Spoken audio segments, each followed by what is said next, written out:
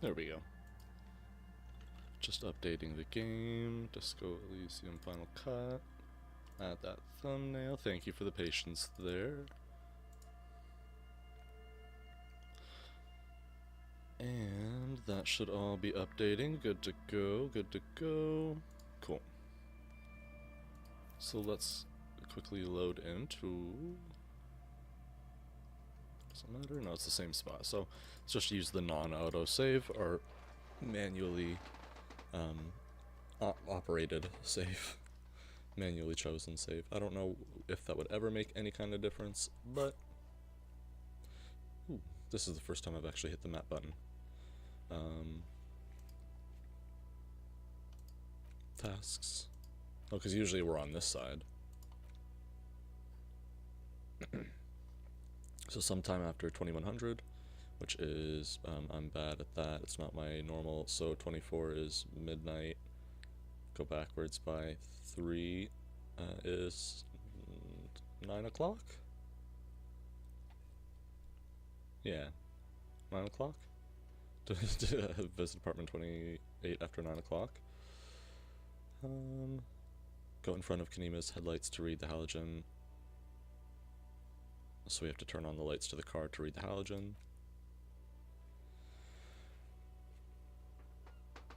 We have to internalize the advanced race theory, which we don't have the slots for to pass Measurehead. I do recall that now as well. We have to get... I'll go back to the area really quickly to help refresh everybody's memory here. So last we came, there was this dock worker strike that we were investigating. There were some scabs of unsavory... Let me just actually really quickly pull up my stream on my phone here, make sure everything is okay. Bear with me again, just a moment there. And once we investigated the situation, we found somebody controlling the gates at the very top there, kind of like the buttons that open and allow the dock workers in. So that person basically has full control over who is getting in and out to perform work. And that person is called Measurehead, and they are a racial supremacist. And a lot of people in this area, just in general, are kind of along that same thought path. So we had the option of trying to beat him up or try to outsmart him, but we don't have enough slots currently to internalize that, to try to internalize the advanced race theory to kind of basically just play off that guy's ego. So, unfortunately, let's see here, I'm gonna have to do it this way. Click on this, click on the video link on my computer, open it up, close it, because that'll put it in my YouTube history, and then I can...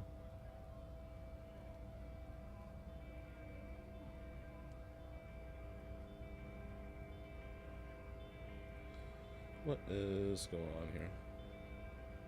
Why are you doing this to me?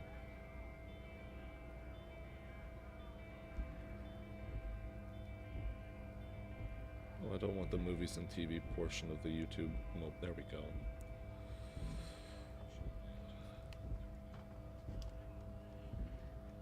Just double checking my audio. Yeah, okay. Mic is on and everything. Cool beans. Headphones on.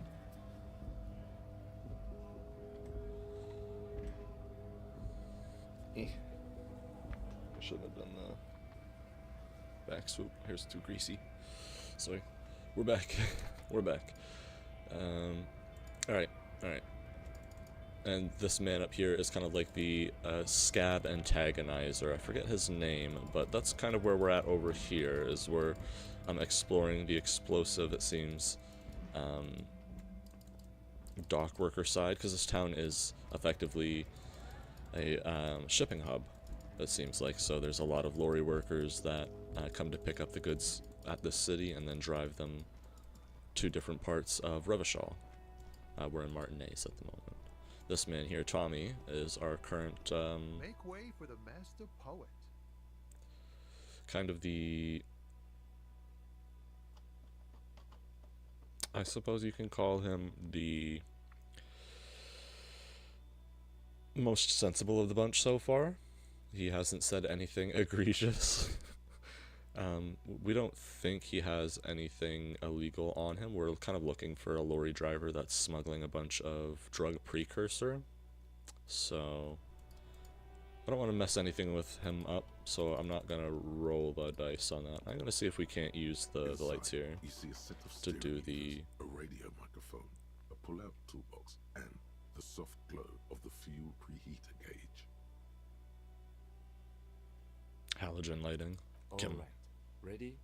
I turn, you press start. It's next to the preheater. He's downplaying his excitement. The lieutenant is more than happy to show off his precious carriage. Kim is our, this guy here in the bottom left. Actually, I'd have to move myself there, so let's go to the bottom right for a moment. Let me also check my stream setting there, because last time I did anything like that, it killed the quality. We seem to be okay, so Kim on the bottom left here is our friendly orange-jacketed compatriot.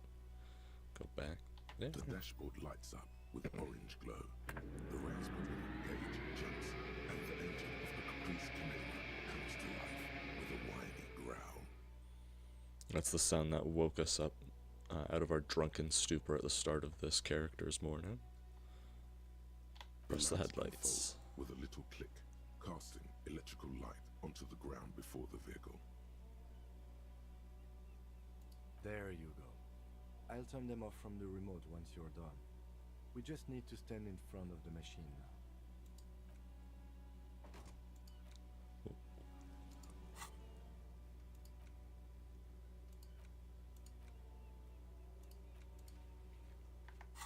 I have concerns that that text was completely broken and that wasn't supposed to be like that. So now let's read the special watermark that these lights As reflect. you hold your ledger's clip under the headlamp, an iridescent hologram appears. A street grid and the veins of a great river. A familiar sensation washes over you. There she is. Revachol West. There's a note of pride in the lieutenant's voice. Around the borders of the watermark are dozens, no, hundreds of micro-perforations. Around the borders of the watermark are dozens of small pins. So we don't really know where our character's even from or who they are yet, so let's start with the shimmering street grid. Maybe that'll bring up some of those memories. Kim seems to recognize it. Revachol West, I'm not too certain if that's like a pre or post-war thing, because this town is kind of like, or this area is post-war at the moment, but I'm not too certain how far, so we'll see. The rectangular watermark is overlaid with the logo of the RCM, and yet the major arteries of Revachol are all recognizable. They shimmer in the Kanema's headlights. A rat brazenly darts past you and disappears amongst the stopped lorries. In the distance, a child somewhere shrieks. A woman reprimands her in a voice no quieter than the child's cry. Ah, Martinez. Where are we on this? Then I point to the halogen map. Let me see. He takes the ledger and for a moment inspects it. Right here. He says, his finger nears the top of the map on a segment of coast jutting out into the great ocean. Seems nice. No, it does not. The lieutenant says without optimism. Alright then. I suppose I don't know anything about this. Everybody seems to be quite sour and trying to pull themselves up out of the shithole around them. So, Let's look at all those micro perforations. There are many of them, and they are divided into 3 separate rows. The first row has 18 dots. The next is the longest. It runs all the way around the border, and then some. There are so many, it's hard to count. More than 150, at least. Maybe even 200. The last row has 3 perforations. That's it. What do all these holes mean, Kim? Those are perforations. They represent your record as an officer of the RCM. They are your statistics, as it were. I should have guessed you'd keep a record. Officers often do. Let's take a look. The first row represents your years of service. 18 years. Okay, not bad at all. What did you do before you volunteered?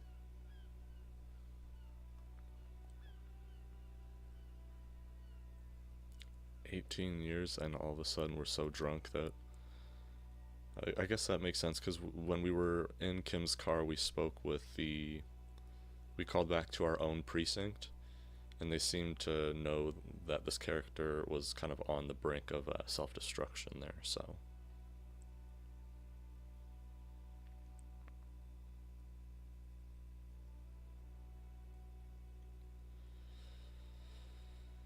I was a hobo, and I lived under a boat. Because we're hobo cop. The RCM is a volunteers organization. We would have no qualms with vagrants joining our ranks were they qualified. But let's move on, shall we? I did click that one because we have the hobo cop thought internalized, so played into that backstory. I don't know what our character's backstory is, but he doesn't know, so I could have selected anything, and it would have been equally jokey. This next row, the one that wraps all the way around, is your number of closed cases. Closed is good. It means finished. You've got, let's see... Wow, more than 200. That's a lot. For 18 years, 365 days, there's like 200 and some odd working. Yeah, I suppose it is. It's quite a lot, even for someone who's been on the force for nearly 2 decades. Usually, clearing more than 10 cases a year puts you in the 90th percentile of all RCM officers.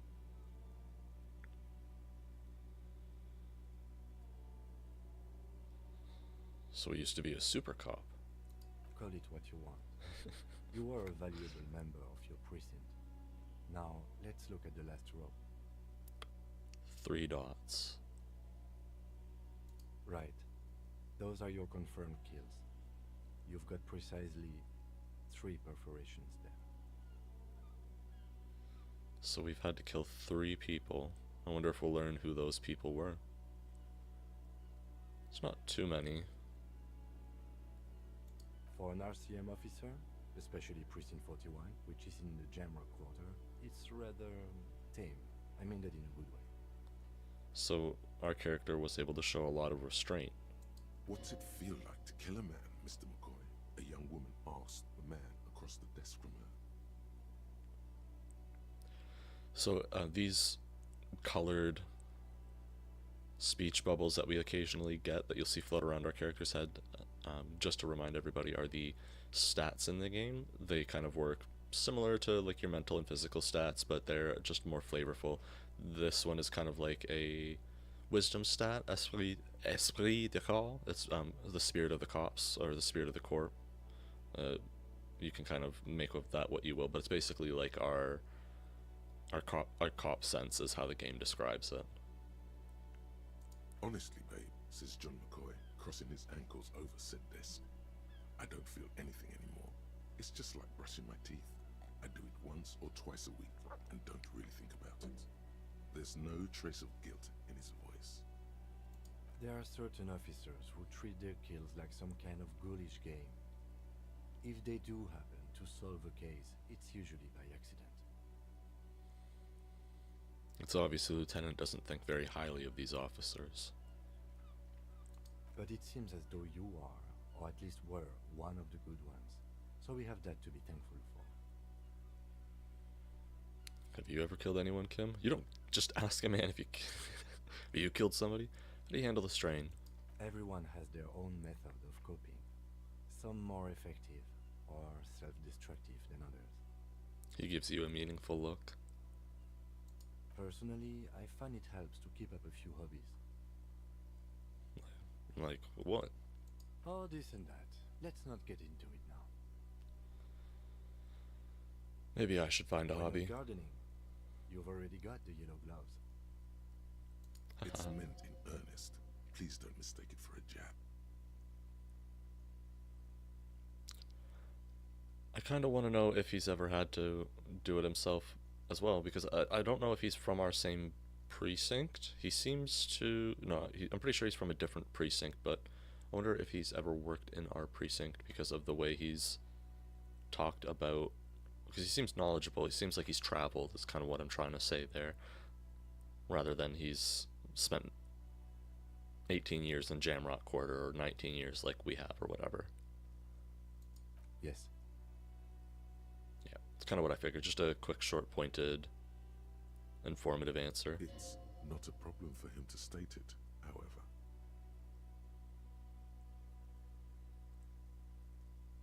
And it's clean on his conscience, which means if we believe him to be a good person, that it was probably in self-defense or unnecessary action. So I guess that tells us a little bit more about him. Less than we were anticipating, but we did get a little bit of information there. The lieutenant nods. Right. I'll go turn off the lights. Oh, that...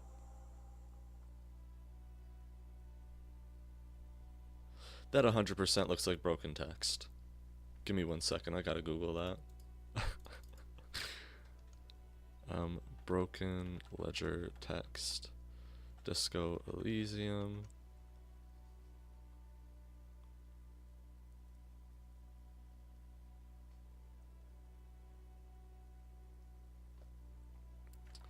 That seems... You can now see your statistics on your journal page.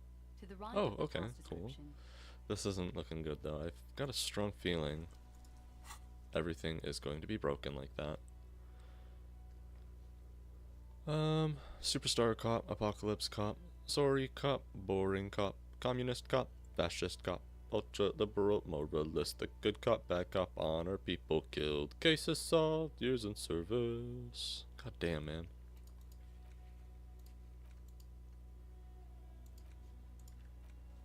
How will I know? Do I have to, maybe I have to try turning off. Currently using the dyslexic font, so maybe that's got some... I wanted to keep that on, but we'll see the next time we get a ledger pop up. It's the ledger you found in the trash. A cabbage of papers hanging from the board, with the permeables drawer inside. It's barely held together by a clip, then made complete by the faint smell of urinal cleaner. I'm pretty sure we could not open the hidden compartment, so until we put another point into interfacing, that will be locked out. Petty theft, spousal abuse, handwritten logs on dozens of investigations date back to January 51. Yes, how very childish of you. In your and my defense, almost everyone in the RCM uses the titular system, in addition to the official alphanumeric. It's a holdover from the early days of the RCM, right after the revolution, when the organization had little idea how to do things. It persists in an unofficial capacity. Officers use these titles to refer to their work among themselves. Don't... It seems to have a case... I seem to have named a case the Square Bullet Hole Murders. Or don't mention it. I have to mention it. Again, in your defense, I seem to have named one the man with the hole in his head. That was a real person. His death was real. Still, I named it that, to amuse myself.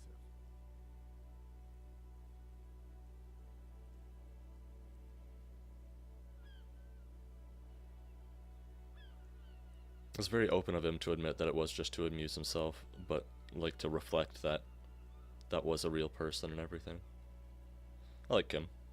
Kim's a cool guy. I pray his loved ones never find out. He smiles. What happened to him? Rail spiked through the head. He died. was a workplace accident. Oof. You don't exactly close them, so much as distance your... Okay, so we can't do anything about that yet. Let's see what our journal was saying. We still have to find some way to sing karaoke, so we gotta get a hold of a sad song on tape.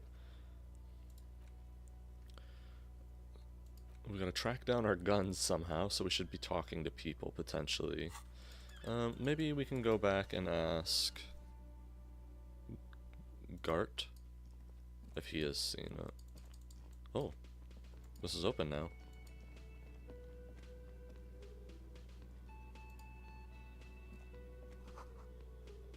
The dishes are drying. The smell of chemicals. They smell of chemicals and pine trees. An aroma of spices, alcohol, and tomatoes hang in the air. Give me your money. Who is this anyway? You didn't see anything, lady? Actually, let me put the duel away so it doesn't look like I'm just... A thin man is smoking below an exhaust hood, occasionally sipping from his mug. This must be the Whirling's cook. Gorashi Kubik? I don't know how to pronounce a lot of Eastern European letters. The individual characters, sorry. As you step in, he nods toward the table and says something in a completely foreign language. The only words you can make out are Goransi and Kubek. Okay, I guess that makes like an N. With an N sound.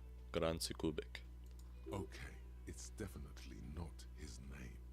Whatever you do, please don't call him Goransi Kubek. Please. It's not funny.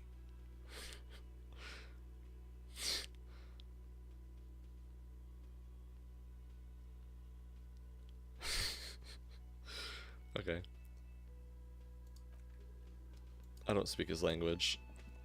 I'm not gonna talk to him. A heavy steel door with a prominent dimple lock. It's painted blue. You immediately feel drawn to the color. Blue is for mystery.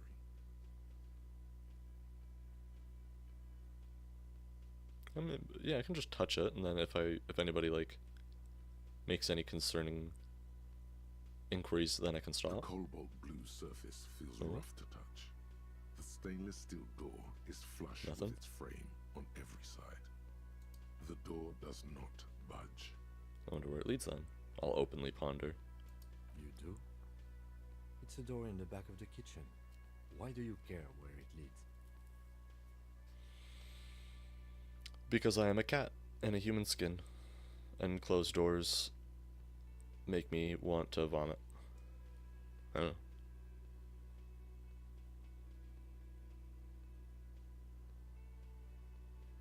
It's part of the Whirling Rags. There's something about this place that makes me want to know.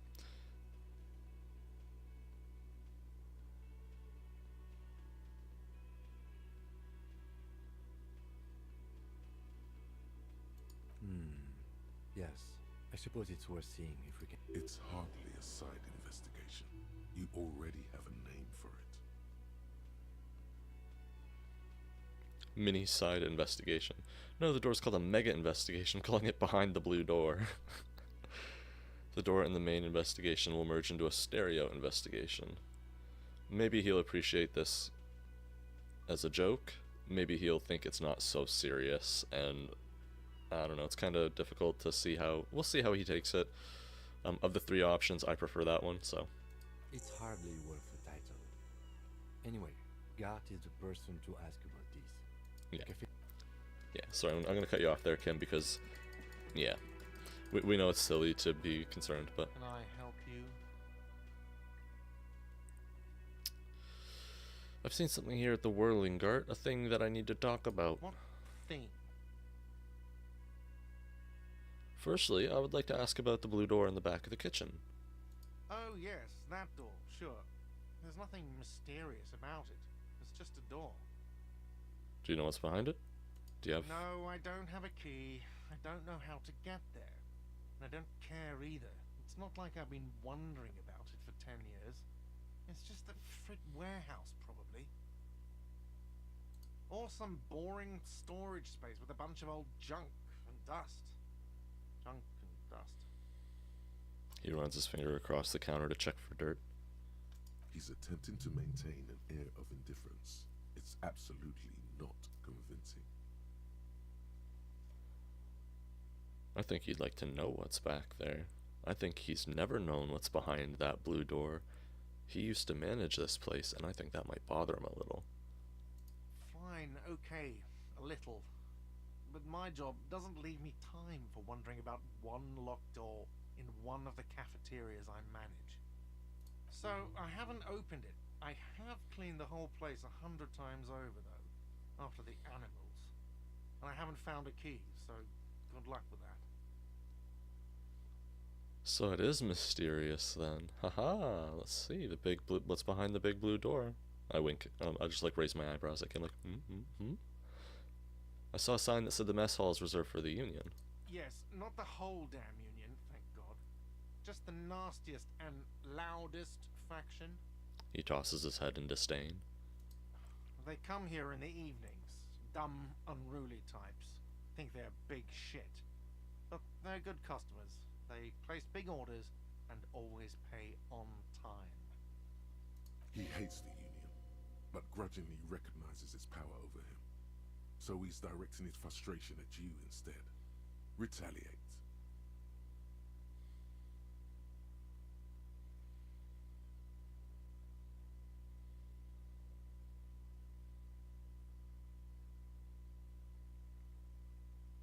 I think to save face for Kim, I don't want to. Like if we engage in that, it'll look bad. So I'm gonna just let it go. Find out who this loud faction is. Okay, Yeah. in the booth. Loudness means talkative, and we need info. It's true. That's true. How do we find them? We don't. We have to wait. They'll show up sooner or later. Men get hungry, even striking men. If not It's today, true. then they'll be here tomorrow. There are these things called days. You sleep between them. He's saying they'll come after you've slept. Just making clear you got that. Okay, so the game is telling us that that line won't progress until we actually physically sleep.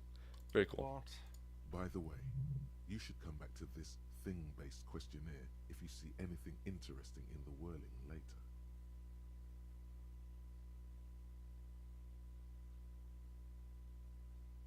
Cool.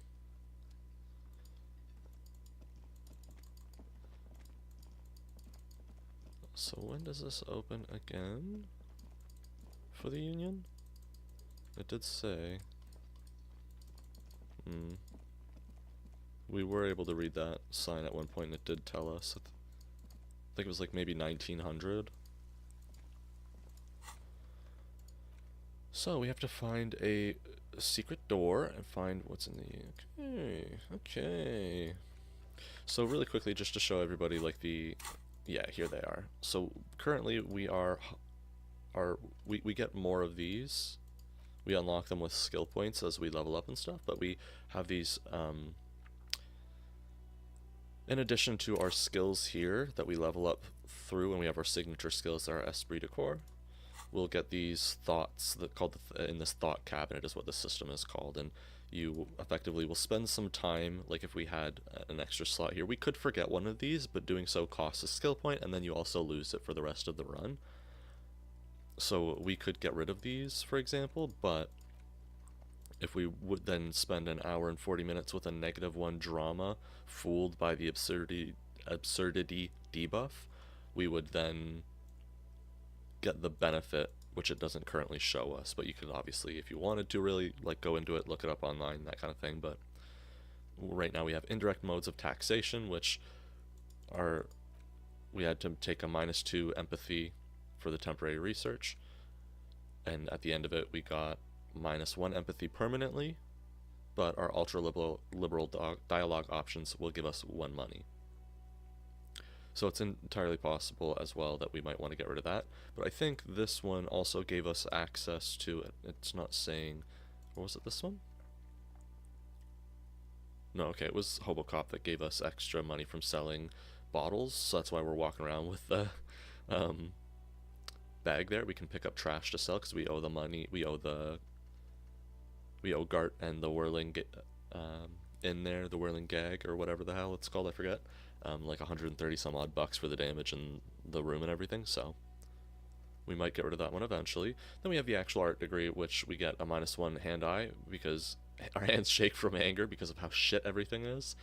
But our conceptualization passes give us 1 morale and 10 XP.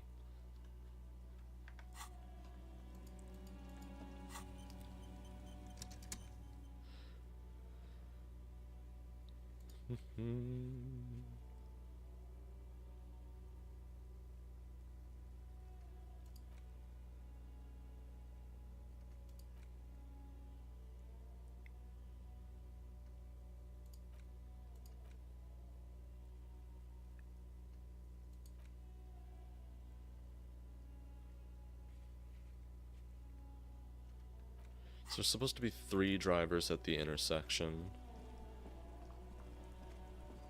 We've kind of already talked with Tommy. He didn't seem to have anything interesting or illegal to talk about.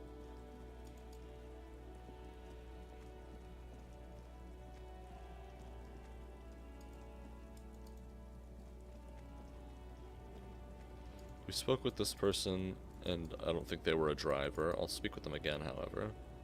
The woman still has her eyes fixed on the photograph in her hands. In the background, the radio plays. Nothing to do there. I'm not gonna snap my fingers in front of her face.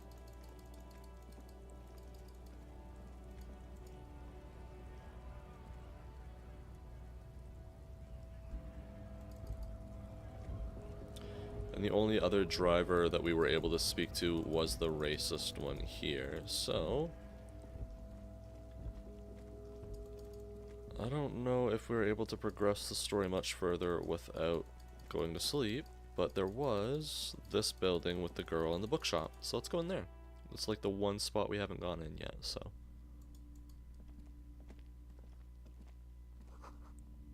Gift books and molten candy. The display rack is brimming with worn paperbacks featuring an extremely muscular, sword-wielding barbarian on the cover. Nearly all the titles contain the word Hyundai somewhere. Storky, tell me about the Musselman books. Oh, Man from Hyundai. A very popular series of adventure novels. They're awfully immoral and violent books. They're also like the racist favorites, I think the game was telling us. Blood and violence, scantily clad women, epic narratives, all those mystical things he encounters. They're bound to grab those with little imagination and nothing to do. She sounds like an artsy-fartsy type. Which one should I start with? What does it matter? They're all the same. However, the customer is always right, they say. She rolls her eyes, then fiddles with her pendant. If you're a novice of the series, I'd recommend Hyundalaman, the man from Hyundal. It's supposed to be a good introduction to the series. Look through the rest. Rows and rows of Hyundalamen blur your vision. You make out some titles. Man from Hyundal and the Mammoth Riders. Man from Hyundal, Return to Hyundal. And the solipsistic Man from Hyundal and the Hyundal Man. Jesus Christ, good God, how many are there? This is what the landscape has already been for like cheap books on Amazon and shit, and now with AI generation, like good luck actual writers. You need to stay like tightly knit with, like build your network. How many are there? Maybe 100. Man from Hyundal and the sages at the end of the world. Is that all? No, I'm not gonna let him. Man from Hyundal in hell. Man from Hyundal and the forest of slaves. Ooh. Man from Hyundal. But do any of them call out to me? Man from Hyundal. Nothing of interest. Okay. Only. Good God, I wanted to exit that loop so bad. Okay, pain threshold. I don't think we're going to ever put in a point into that, but if we do... Oh, I didn't mean to click on you. Sorry, Kim. Old sports magazines tucked away in a dark corner. The book collects the national recipes of Arda. They're all about lake trout. A small mountain of colorful board game boxes. There are numerous types of games for all ages. A lot of shelf space seems to be taken up by Wirral-related merchandise. Look at the Wirral-related An items. endless variety of source books, lore books, and codices litter the table. The topmost book is titled Welkin Compendium, 2nd edition. There's also a large hardbound tome with intricate cover art, The Hunters of Katawak, Boreal Creature Compendium, and It's like books D&D. in a Cool. board game section. Who wants to read books? Does anything that catch my eye? There's a box that says Wirral 3rd edition Mega Setting Supplements module. The side panel notes a fantastique adventure board game, new maps and miniatures. A sticker on it displays 25 real. That price is steep, but then it's the 3rd edition Mega Setting supplement, so it makes sense. That's funny. I don't have that kind of cash. Get the hell out of here. These shelves are overburdened with books from the same series. You see the name Dick Mullen over and over. So that's who they were referring to. Dick Mullen is a crime novelist, or a character in a crime novel. Oh, crime, robberies, murders, even sexual crimes. We're fortunate to have Dick Mullen and his stories to sort all that out. You're a police officer, apparently. You should buy all of these. They really do teach a person how to be a proper detective.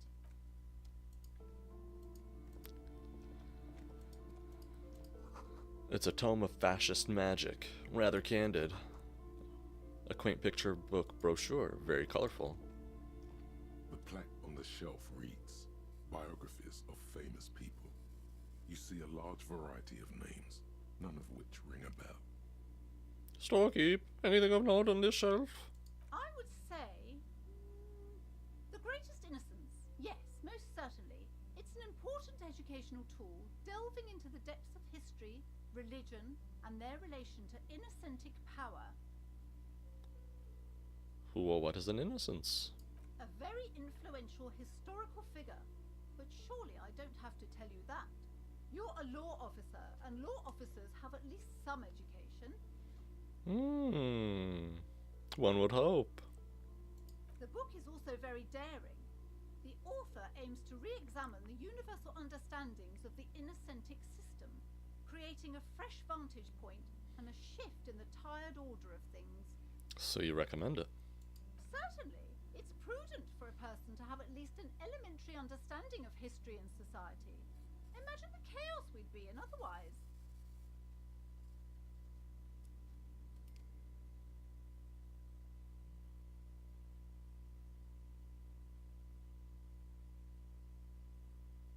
You feel like you should get this one. Definitely. It's important somehow. There's something personal inside.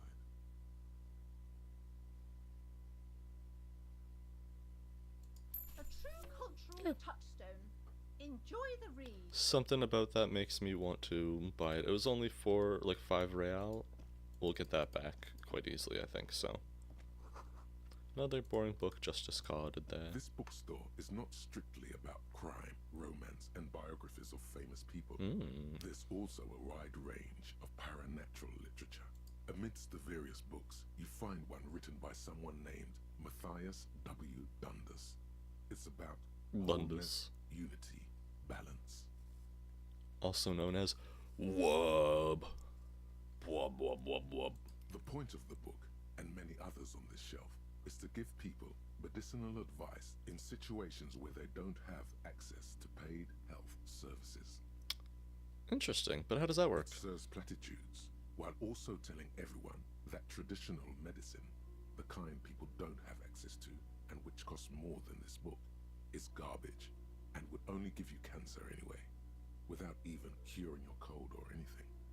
Wholeness, unity, balance, Wub, wub, on wub. the other hand, can basically take care of anything. When it's up to your mind to heal yourself, then it's because of your mind that you're ill in the first place. Does it say anything else? The book features chapters on topics such as how to find magnesium. It even lists plants you can harvest magnesium from. How to continue drinking if you're an alcoholic who has destroyed his liver. My character's just like shoving that in his fucking pocket. There's even a chapter on the ancient Seraïs tradition of using duck gallbladder preservatives to treat and prevent sexually transmitted diseases. Pre and post factum apply. Nothing worth buying. Hell yeah, baby. Give me that duck bladder. This is just mundane garbage. What's even paranatural about this? We heard about the curse. The throbbing in your head increases with every passing moment you gaze at this shelf. Suddenly, as if out of nowhere, a small green book becomes apparent. The title of it reads, Medicinal Purposes of the Pale. What's the pale? What's the pale? What's the pale? Pale, pale. The book contains very little explanation on the matter.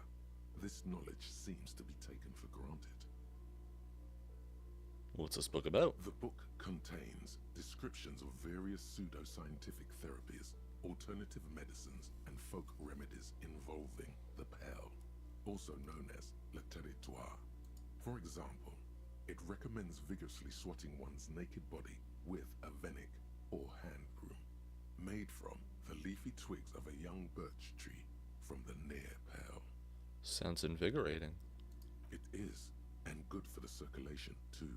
What else? It also recommends consuming distilled spirits like vodka or whiskey that have been aged in the pale. Readers are instructed to cover these jars in a shallow hole just inside the pale and leave them there for 30 to 60 days, depending on the potency desired. What does the pale aged liquor do? Among other benefits, it is alleged to restore a damaged liver to perfect health. Oh. That seems improbable. I should probably get my hands on some of that.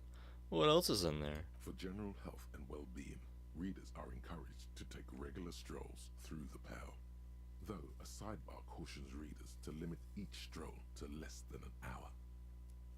These strolls promise to cleanse the mind of worries and the body of toxins, especially if the perambulator performs this ritual in the nude. Nudity figures prominently in a number of these prescriptions. This is exactly what you need. There's an entire section devoted to cures for men who are struggling to perform their marital obligations. Well, I certainly don't need that. I probably need that. Excuse me, sir. I believe you've been perusing that particular volume long enough.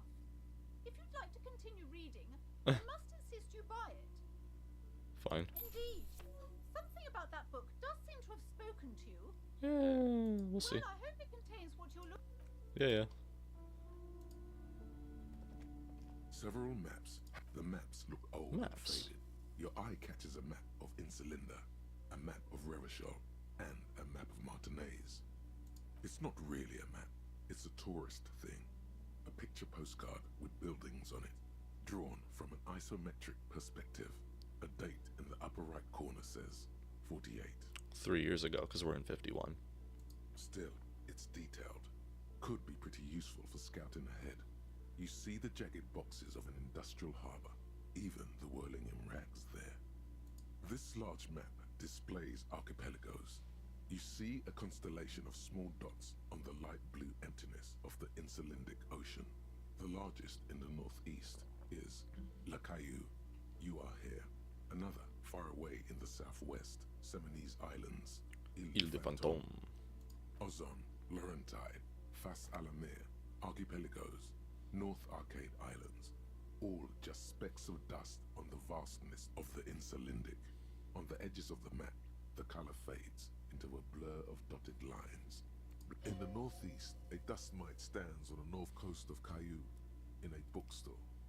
It's you. You can, on Caillou, Revachol, a single black star on Ozone, Fondelier, and Vimandu. Lost little pearls of light, tiny fires in the dark. The ocean breaks apart into a tangle of cosines and azimuths, all pointing into pale nothingness. Windy is the north azimuth. Grad is the northeast azimuth. Samara is the east azimuth. Seo is the west azimuth. Isolas, they're called. Connections to other worlds. Words past the Insulindian, unknown to you. You only know you've never been there. You have little idea what they are. Distant stars, gods, but looking at them makes you feel almost non-existent. Whatever they are, the Isolas are immeasurably large compared to you, and very, very far away.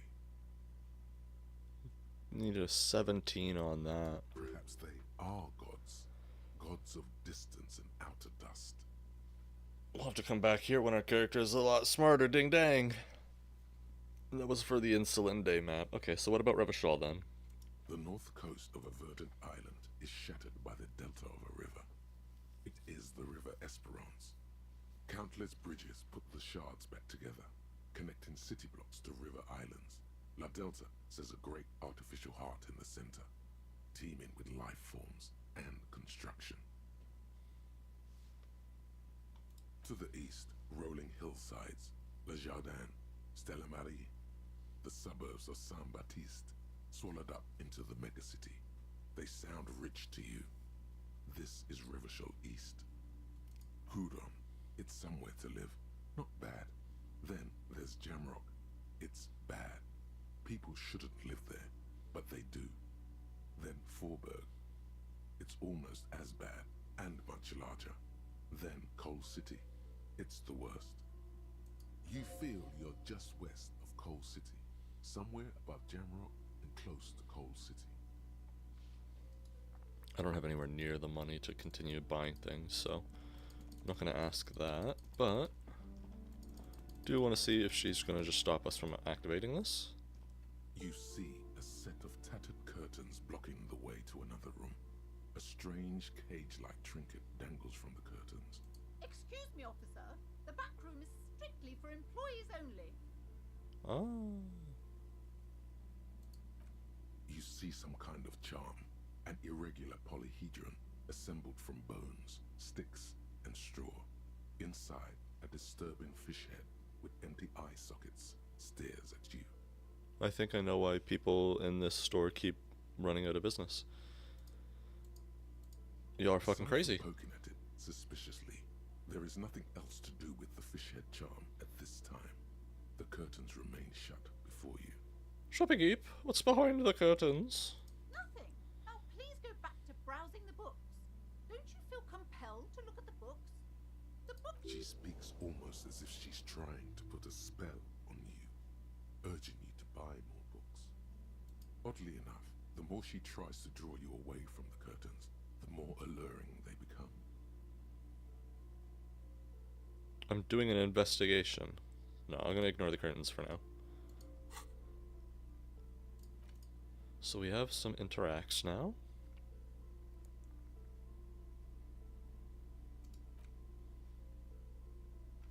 Well, let's save those for bedtime, because eventually we will hit a point where we have to go back and sleep. So we'll do that in our room. We'll just take them out for now. So, what does the map show us here? Map.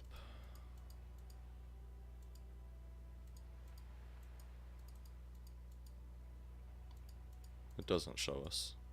I see. Well, in that instance then, we have to wait until 2100 to go to Unit 8.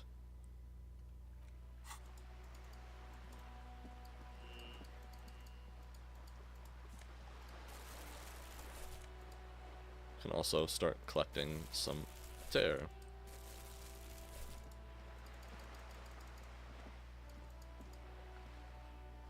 The things I've seen and said.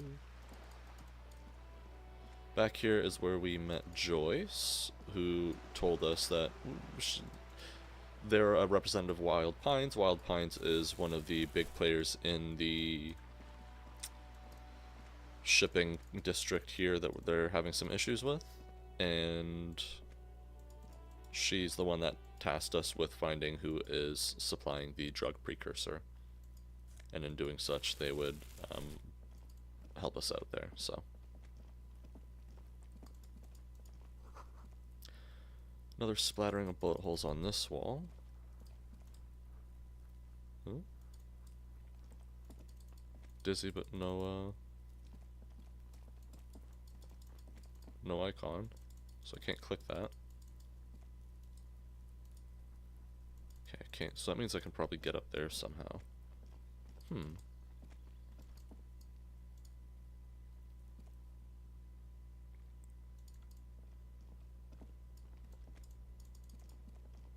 Did we go out on the balcony? I'm pretty sure we did.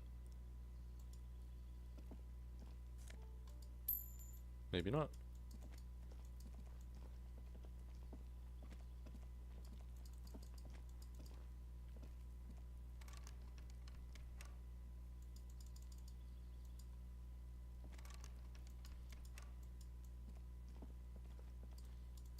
I say I felt like we did. I'm pretty sure then we go in there, and then this is the apartment we're like looking to get into at 2100.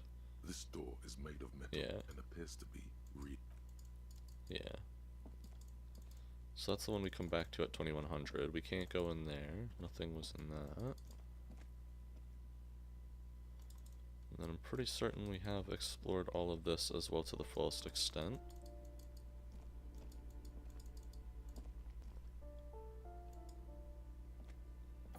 So I think that's our Monday, folks. Not literally our Monday. Like, I'm not ending the stream. I don't think. It's the Monday in the game. Oh. Postcard. Bougie Street, 46. Cool.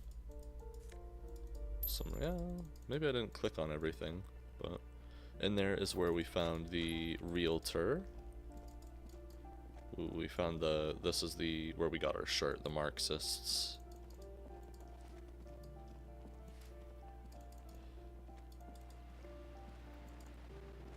So I'm pretty sure then, yeah, it looks like we have... Did we use this exit? Yeah. And then that goes up there, so I think we have basically just been about everywhere.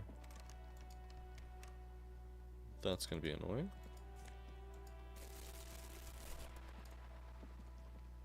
I'm gonna go back up there anyway.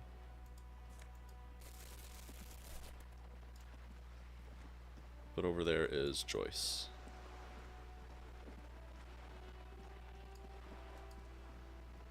You're back. Good. What can I help you with? I spoke with the lorryman at the roundabout. On the contrary, officer. There are yet camionneurs you have not talked to. And don't look, I suggest, you go back and canvass for more suspects. Okay.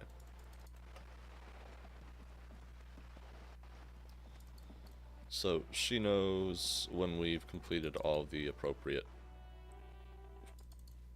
tasks. I thought maybe because that was lit up that it was going to give us new information, but that was not the case. Does this lead anywhere? I think all those just kind of refill or spawn with the plastic tear since we got the bag in our hand. This doesn't go anywhere. Hello, officers. Ooh. Not only have you found my address, you discovered my biggest secret. I'm a coal miner. Does anyone in a city like this? She replies wistfully, looking around. If there's pain about any particular home she's lost, she's buried it deep, fortified us against it. So you're a miner then? Like a coal miner, to be clear. Yes. I keep hoping shaft will collapse on me, but somehow it never happens. It's not the nicest place, but I guess it'll have to do. It doesn't have to do anything at all. Nothing does. Like me. Right now, I'm doing nothing at all. The inspiration will come to once hell is set loose on the streets. It's too calm now. Shoot, Piggy. It's what you do. Take it easy, Cindy. I'm gonna check your room one more time. Nothing in here? No. There we go. I guess we are good to head back to our apartment and snooze. I don't know what that means for Kim.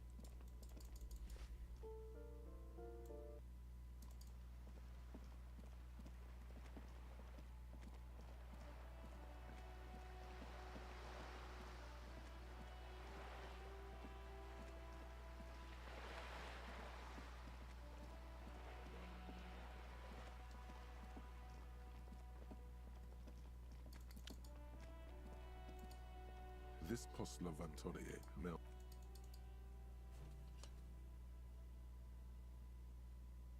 The box seems eat shit pig, fucked by the coon, and Saint G with a crown have been scribbled on it.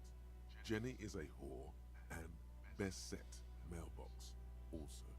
I feel you, mailbox. I feel you. The mail collection box seems cathartic.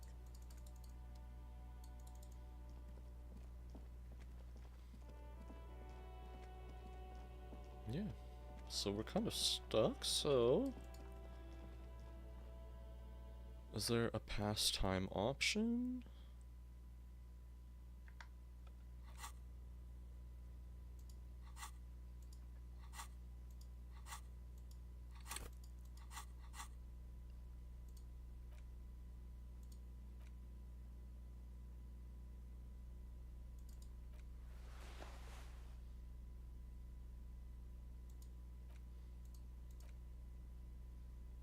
I guess not.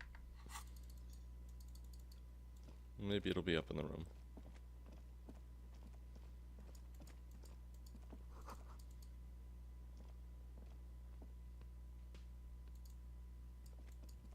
This is Miss Classia. We can try talking to her, maybe? The door is closed. There is no one. You hear the shower being turned on. A tremendous loneliness comes over you. Everybody in the world is doing something without you. The door is closed. Okay, our character clearly has a crush on that person.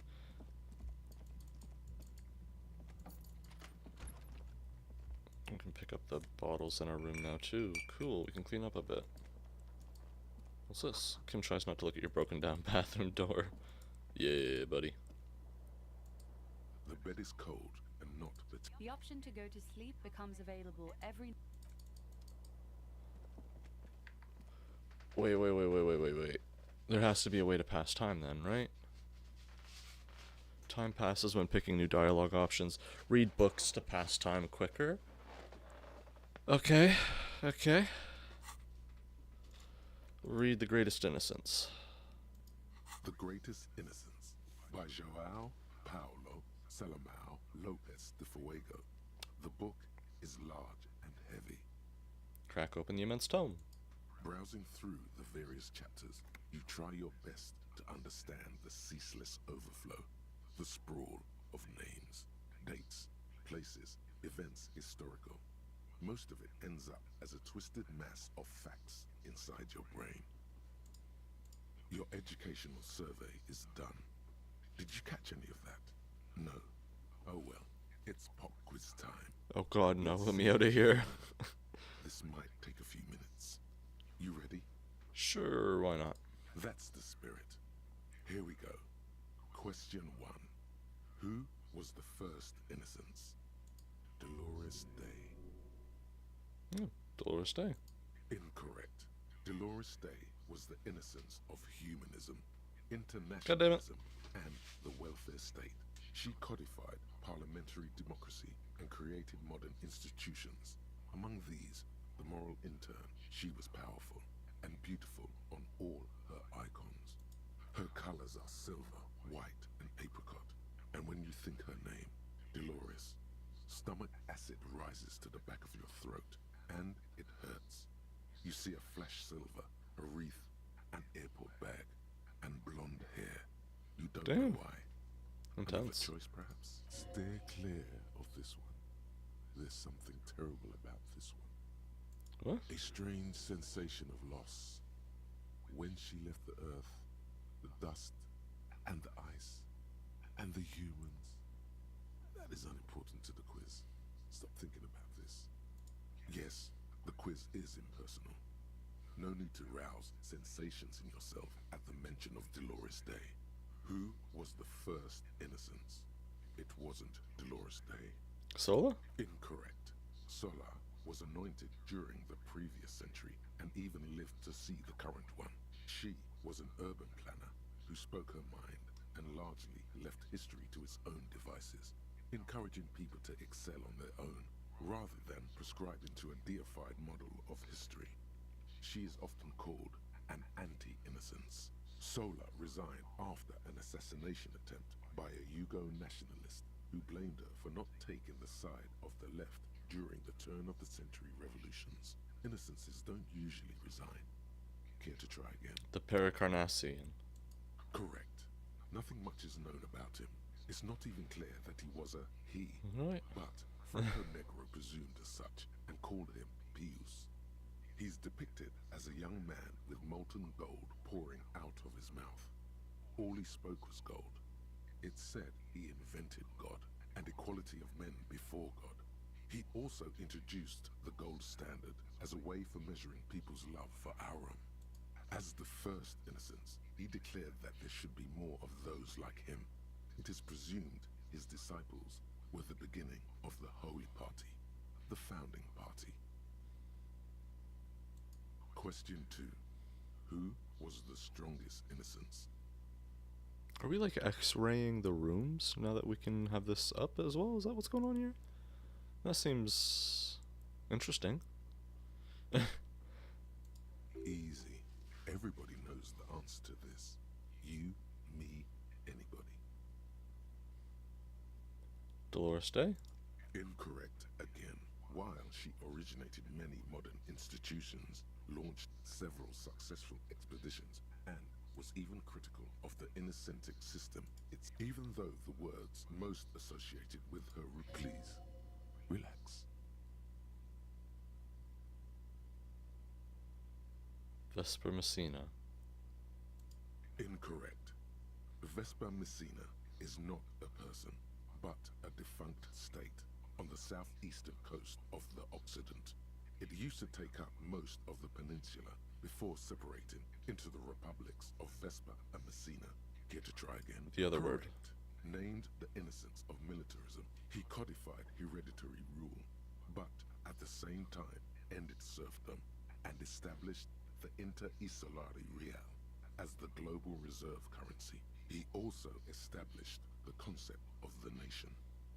Franco Negro attempted to solve the rising tensions between the aristocracy and bourgeoisie by building a unified society in which every man has a place and a mission, but at the same time may rise to nobility provided on the strength of his virtue. Question 3. Who was the false innocence? Kedra. Incorrect. Kedra is a large nation in the mid-northern area. Erno. Correct.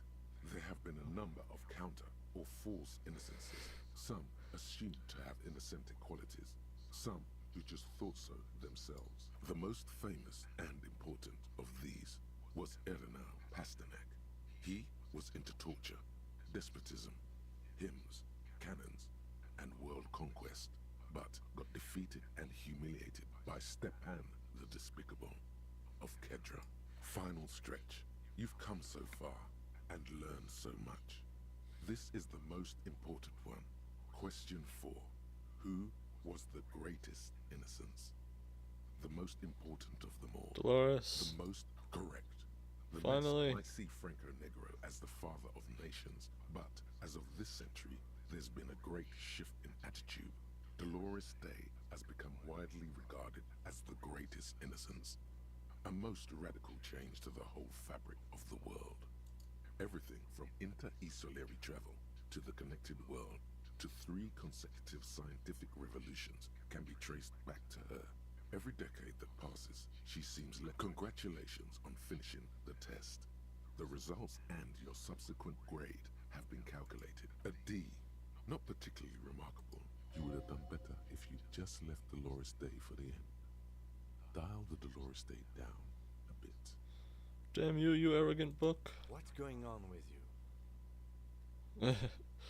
Thinks he's so smart, goddamn. Okay. You are shouting at an inanimate object, like a real weirdo. No wonder you seem to have trouble with the right answers. Man, something's weird about this book. You should do something fun instead. Rock out. Forget about it. Browsing through the book, your educational survey is done. Did you catch any of that? It seems rather unfair to try again after you already know the answers. Correct. Yeah, shut up. Nothing much is known about it. As the first innocence. Question 2. Easy. Everybody knows. Correct. Named Franco Negro. Question 3. Who was the force? Correct. They have the most famous final stretch. You've correct. Everything from Congratulations on finishing the test. Again. The results and your subsequent grade have been calculated. You get an A. All correct. Impressive. Oddly so. You really navigated some treacherous waters here. Well done. Gotcha this time, not so smart anymore. Or you close the book. Yeah, sure. Okay, how much time did that kill?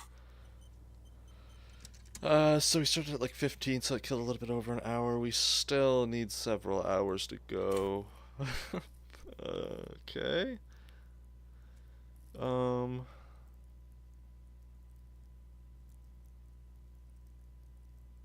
of want to put the point into interfacing so we can try the thing again so that we don't have to kill the day immediately.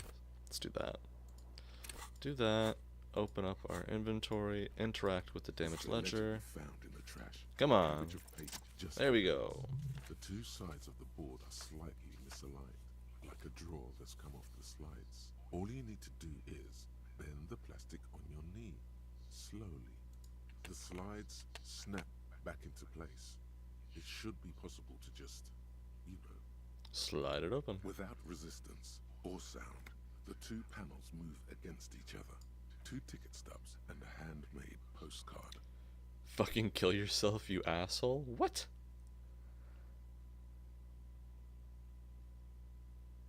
Pick up the card. Pick up the ticket stubs? Ticket stubs. Card.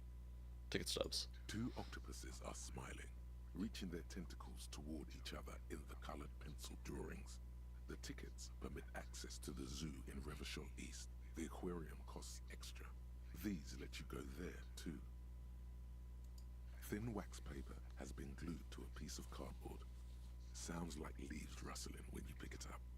You see violet flowers, floral patterns, patches of glue. I know we found this in the trash, but our character is a despot, so he'd smell it.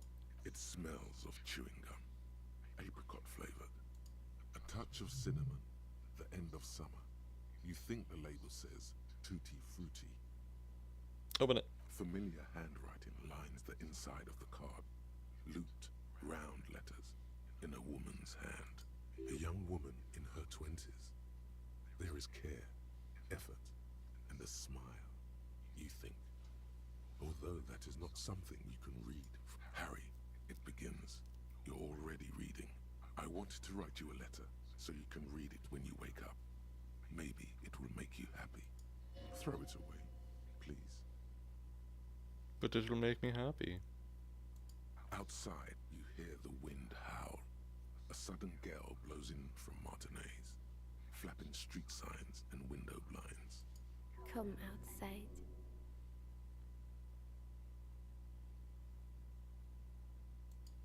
Take it outside then. Very strange.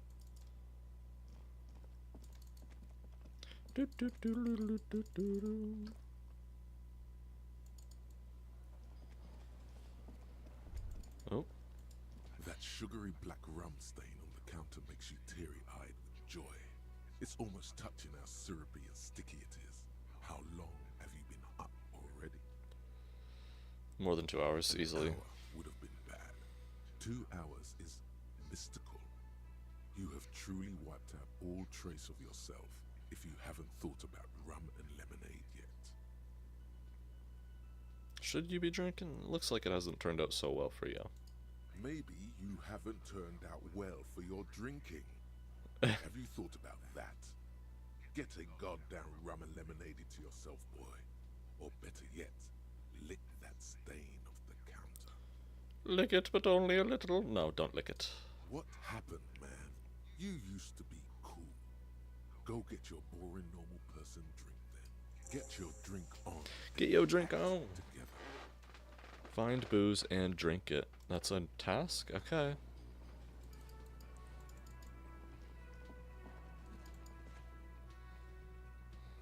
Well, now that we're out here. It's the ledger you found in the trash. A cabbage of papers hanging from Slide the drawer without open. resistance or sound. The two panels move. Pick up the card again now that you're outside. Thin wax paper has been glued. Open it. Familiar hand. A young woman in her. Harry. It begins. Throw it. But it will make me happy. No. A merciful wind blows in from the Bay of Revachol, dusting the ground at your feet and raising newspapers far away. You feel the card slipping into it. Now that you're out, let it go.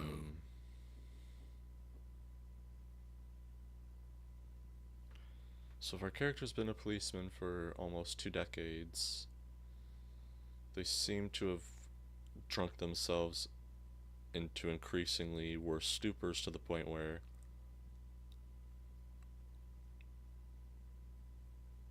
they've lost all their memories effectively. So maybe, like, I as the player want to know what it says, but maybe it's bad for the character.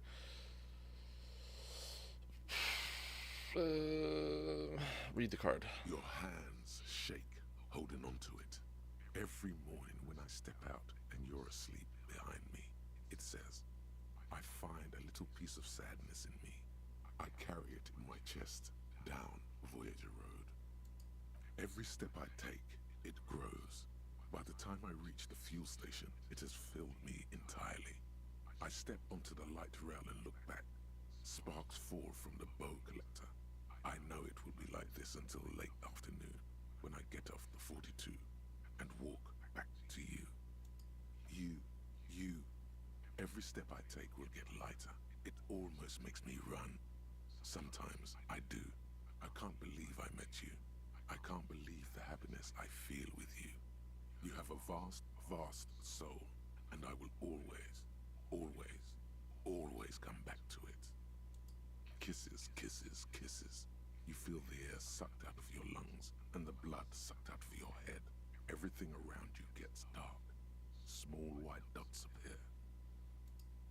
Sparks fall like snow from the bow collector. A streetcar distancing. You feel the ledger slip from your hand. No. Hold on.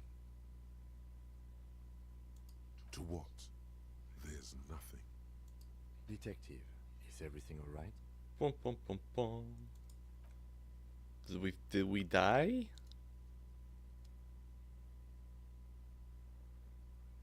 Did reading the letter kill us? Are we dead?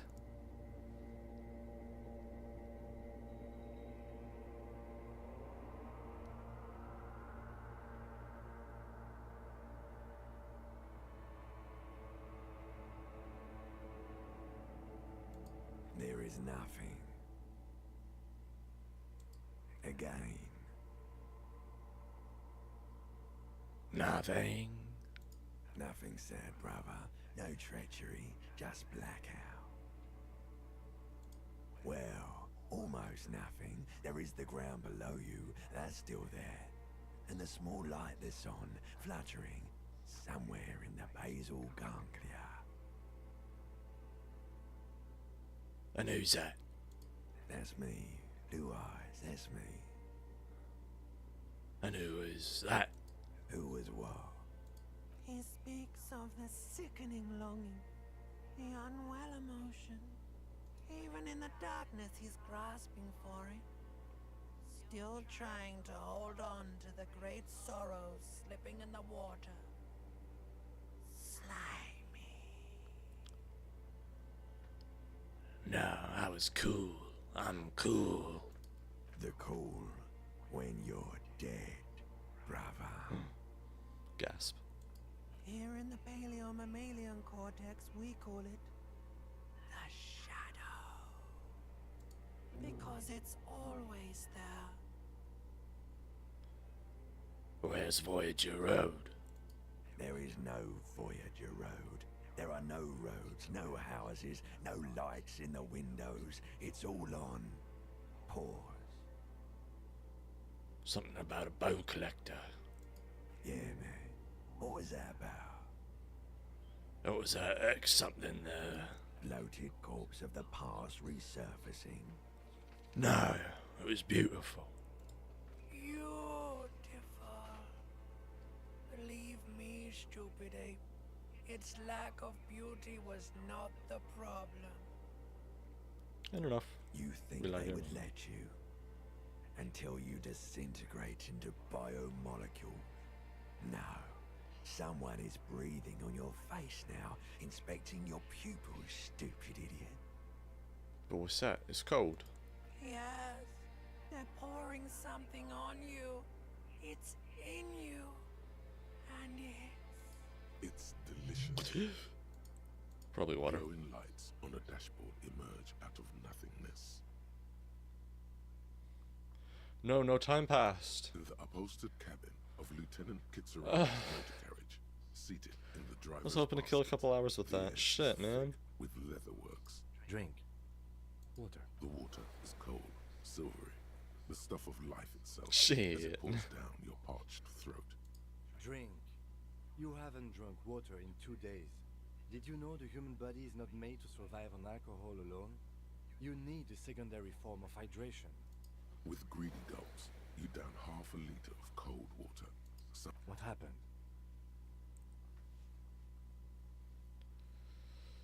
I came in contact with the burnt out ruins of the past, Lieutenant. I'm dehydrated. It won't happen again. Fuck it. Starts climbing out of the car. Right. Failure and hatred. You dropped these. Are you okay to proceed? Let's solve this case. Good. The Ledger of Failure and Hatred is a special item that can be used both as an interactable and a tool equipped in your held slot for skill bonuses. Oh. Find it under the Tools tab in your inventory. Okay.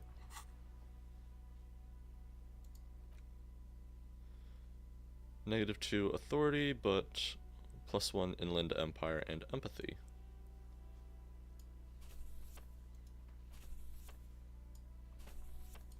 It's the ledger you found in the trash. A cabbage of papers hanging from the board, with the permeables drawer inside. Slide the hidden drawer Without open. resistance or sound. Fucking kill yourself, the two you panels asshole! moved. The words just crossed your mind somehow. Who were they for? Who do you think? Me, of course. Close the permeables. It's slightly ever. This person very clearly ruined their own life. Book Medicinal Purposes of the Pale. Medicinal Purposes of the Pale. The cover of this heavy tome features a number of esoteric symbols. Open the book. Flipping through the book, you find a number of sections on the general benefits of the Pale. A large pharmacopoeia makes up nearly half of the book. What's a pharmacopoeia? You come across the following explanation. While modern pharmacopoeia are continually updated by so-called experts based on the results of clinical trials, readers will find assembled here the timeless wisdom relied upon by generations of traditional Seolite medicine practitioners, Mesk mystics, and Ilmaran folk doctors. Finally, something to calm the angry spirits that have been plaguing you. It seems to contain descriptions of the medicinal properties of various ingredients that may be gathered from the pale, as well as instructions for producing a variety of herbal remedies.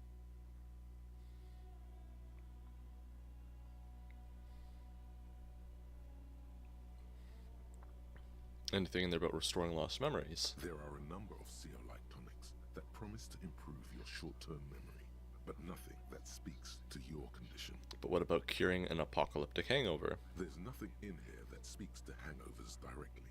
However, while browsing through the various descriptions, you become convinced that you could assemble something from the ingredients listed here. Want to give it a shot?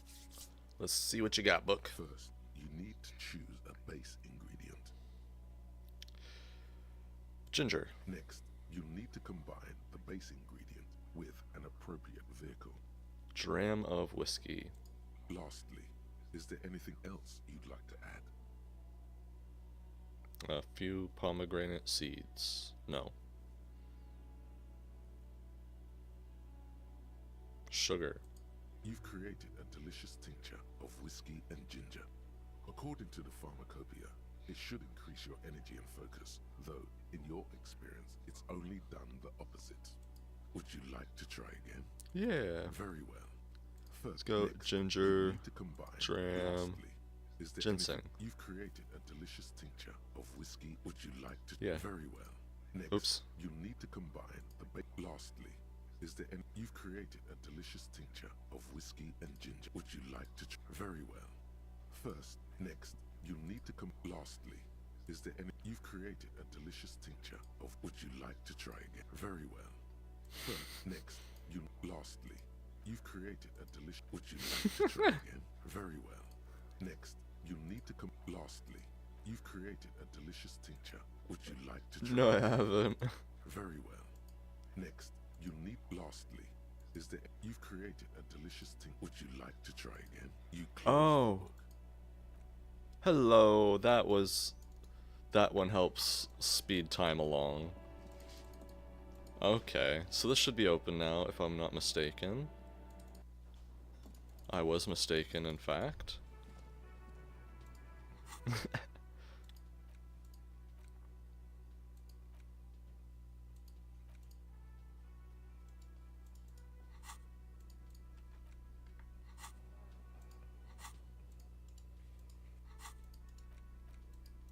Medicinal purposes of the pearl. Very well. Next, lastly, you've created a. Would you like to try again? Very well. Next, lastly, you've created a. Would you like to try again? Very well. Next, you've created a. Would you like to try again? There we go. Thank God. Okay, we figured out how to speed through time reading books rather than. So that other book. I don't know. Oh man. I don't know what would happen if you didn't have that book. Would you be stuck just waiting? That seems brutal. This coin-operated viewer is facing. Take a look at those later. I'm on the clock now.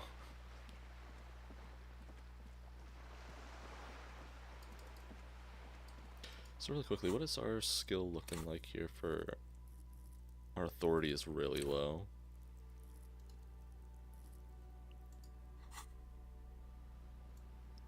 So let's take that off for now. Where's the rest of it coming from?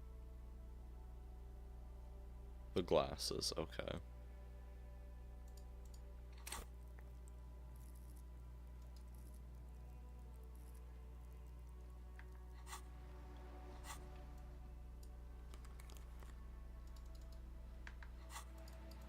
We want to go in rather authoritatively here, I feel. Like we don't want to, because we're the cops, so we don't want to have a low authority score going into an investigation.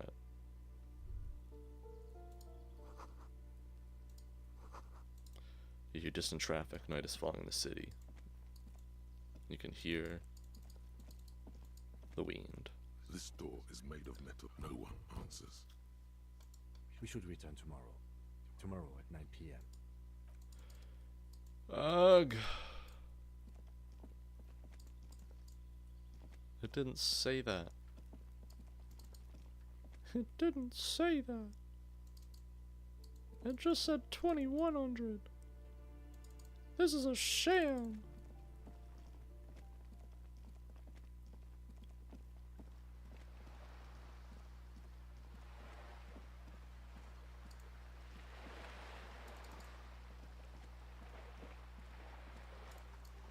Run.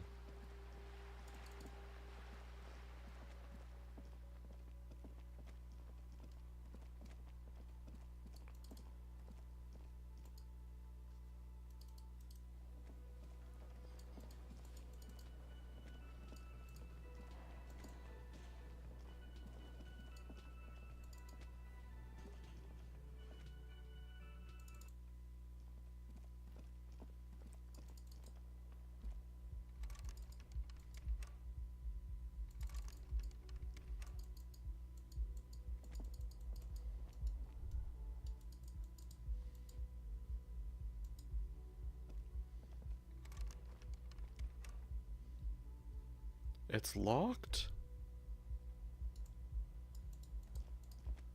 What the fuck are you talking about? No.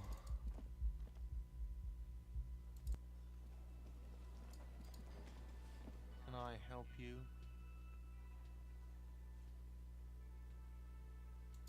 Yes, have you got it? A lot. A lot. Like what? I was really enjoying talking about the money you owe me. Absolutely. You wait and see, Cap. Absolutely. In the question. First.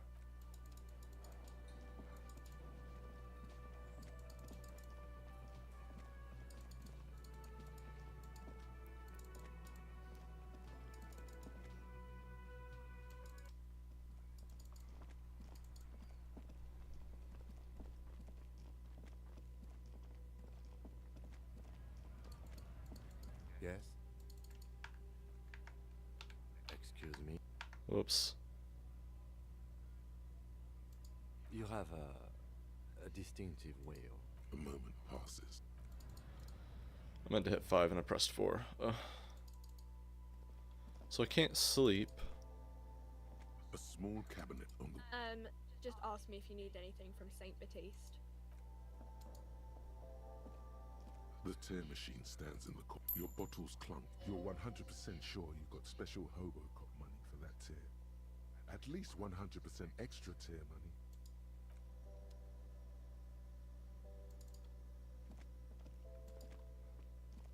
A colorful display there, in that dark green glass, all in vain. The great flowing river of warmth, wine, alcohol, beer.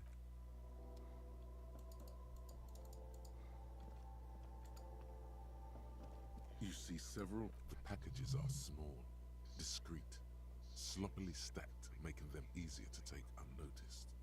No need to worry about knocking over. Well, I guess we just have to read a book through the night? That's kind of how that's gonna look like it's gonna go. Alright. Medicinal purposes of flipping through the book. Have you taken any walks through the Pale recently? The book is frustratingly vague on this topic. Very well. Nick, lastly, is you've created what you liked. Very well. You've created what you you've created what you've what you've created you've you've what you've created you've created you've what you've what you've what you've This can't be how they anticipated this to go.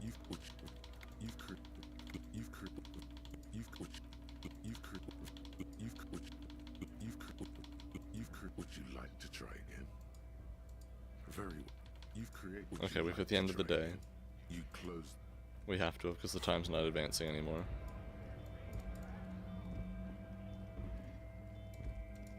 Oh, we can speak to Kim? We should think about calling it a day. We should take care of that then. Let's talk to him anyway.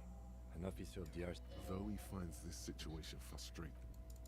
Yeah, no shit, it's frustrating for me too. I was just in that room 2 seconds ago, and then it was like, you can't sleep until 2. I was just gonna sleep. I was gonna sleep in the room. Gert wouldn't have been able to do anything once I was asleep. I'm a heavy sleeper.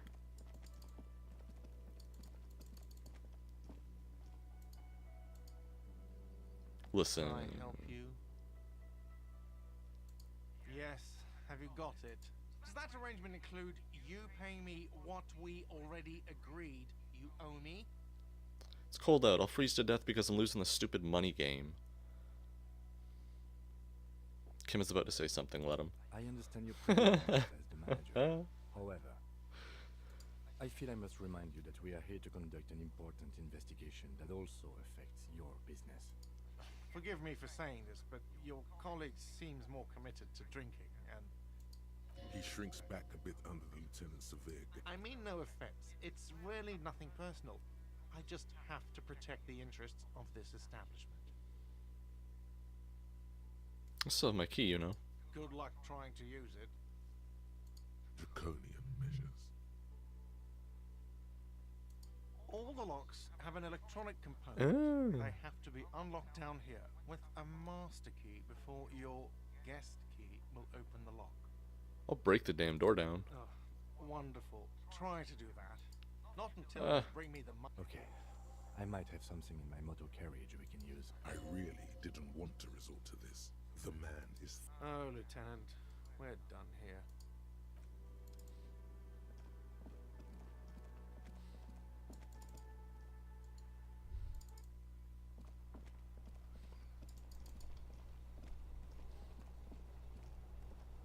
Inside, you see a set of steering levers, a radio microphone. I have something here we could sell. Look in the back, in the suspect transport enclosure. Oh no. Transport enclosure. Regular people just call it the cage. The cage at the back of the motor carriage looks rather... I confiscated this for a little while back. Okay. We can take them to the pawn shop down by the Martinez Canal.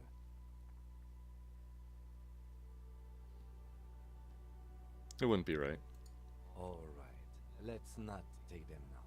Then, come back once we realize we have to. Conversation again, and then take them. Yeah, okay, okay. I confiscated this for a little... Take the spinners. The lieutenant nods as you take the spin. Okay, okay.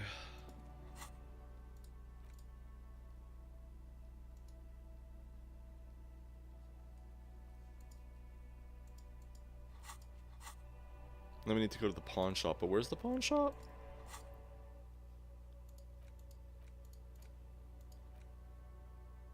South of the plaza.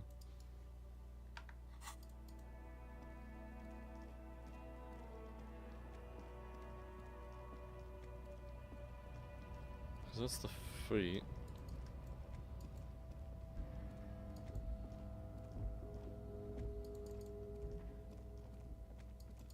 I don't know anywhere that would be south. Oh, that's cool.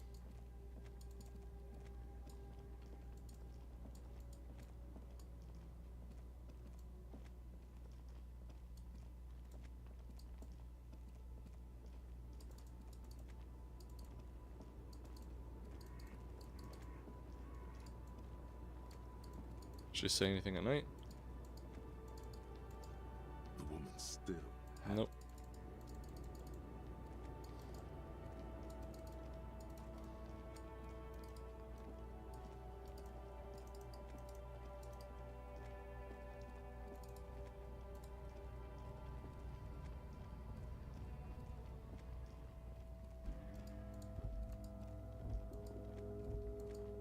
Pawn shop, pawn shop, pawn shop. I really don't recall there being a pawn shop. Oh, I guess I didn't go this far down.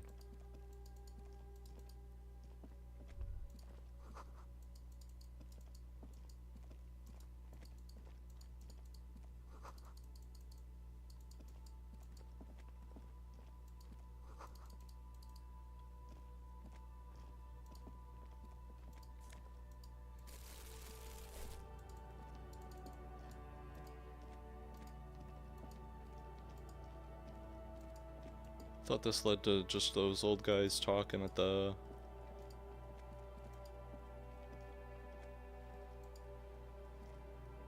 in the, like, where they were playing marbles. Indicator lights are missing from this control panel.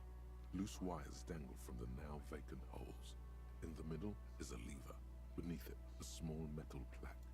This panel usually closes the water lock, turning it into a bridge that lets you cross the canal. But there's a crashed salmon and butter sign in the way. Pulling the lever probably won't do anything. Pull the lever. You pull the lever all the way up and nothing happens. I'm gonna leave it. A spring brings the lever back to its original position. You still need to close the water lock to get across the canal. Isn't there a sign over there saying functionality will be restored on Wednesday morning? Well, there we go. So now we'll add that to our never-ending list of shit to do. Put a sign down, water lock out of control till Wednesday. Ooh. Electrochemistry fingerless gloves. Key.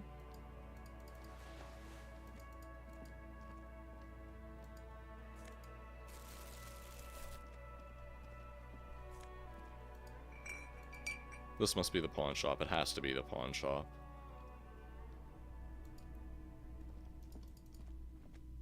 Some kind of machine, an antique cash register.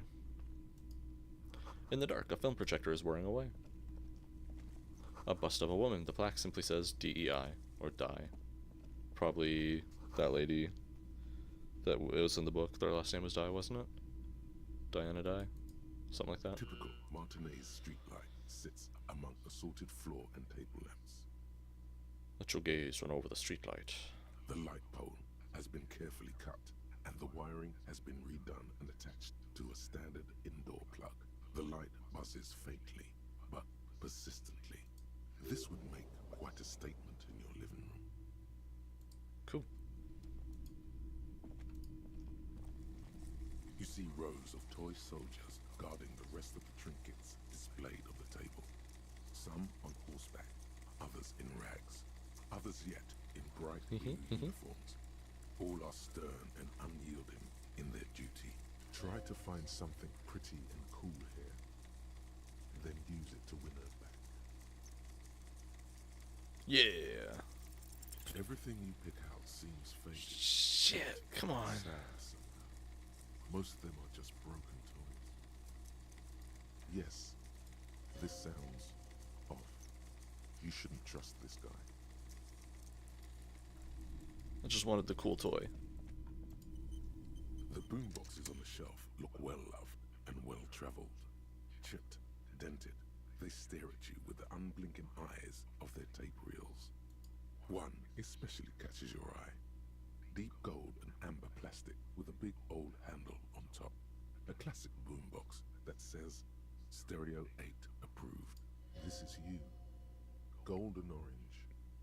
A sunset suite. Just make sure it works before you buy it. That's Stereo 8 approval machine, Choppy Keep. Is the Harman Welsh W2, made in Vespa, designed in Seoul, plays all reel-to-reel format, 2mm, 8mm, 12mm. It's even got a little radio in there. For $12 reduce. 12 real. And are you sure this is all in working order? Absolutely.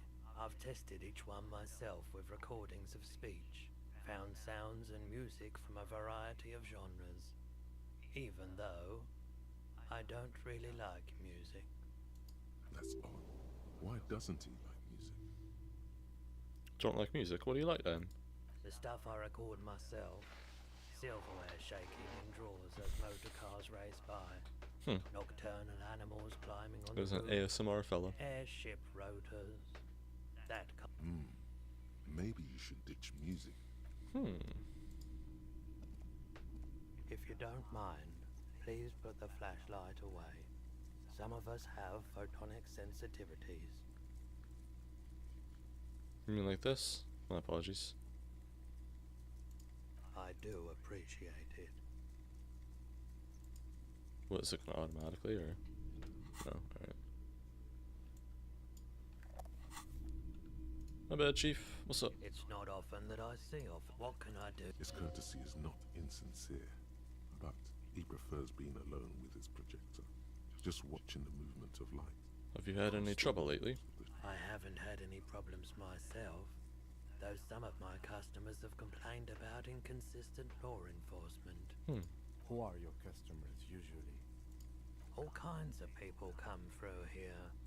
Locals, travelers, people looking for a deal, people looking for a keepsake, people who are terminally bored. As you can see, I have a wide selection of goods for everyone to choose from.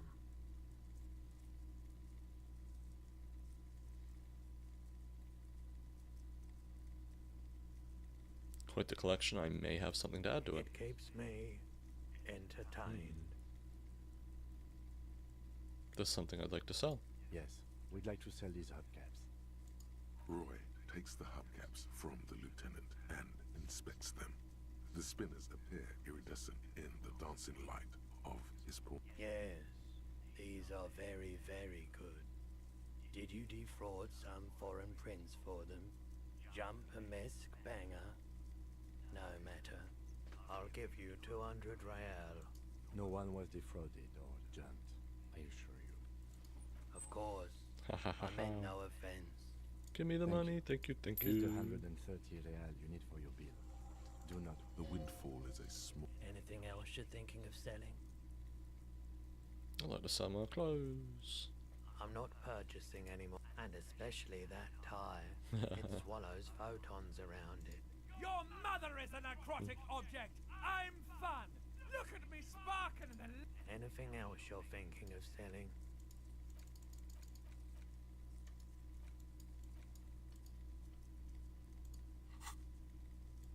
Anything else you're thinking of selling? I guess I can't do the postcard. It's for something else. Okay. I suppose not.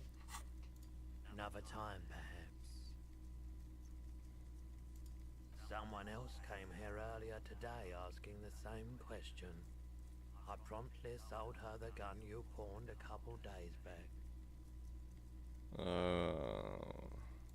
The lieutenant shifts from one foot to another. Alert. Wait, I sold it? You... With Kim here too. That just sounded really, really bad. You were adamant about getting rid of it, officer. Said you were undeserving of a service weapon of the Revachol Citizens Militia. Oh, God. And I don't like keeping guns around the shop for long. Off the charts photon emissions. He's not telling you the whole story. It seems he's trying to spare you. Probably a good reason for that. I don't wanna... So, was the buyer a policeman too? She didn't seem like a policeman. Although she kept referring to herself as a pig. Which was odd. I don't recall anybody doing that yet. I found her interest in the gun a bit... obsessive. Truth be told. Right, so, let me get this right. You sold your sidearm. Miraculously. His face does not reveal what's happening inside. She must be one of my rabid fans.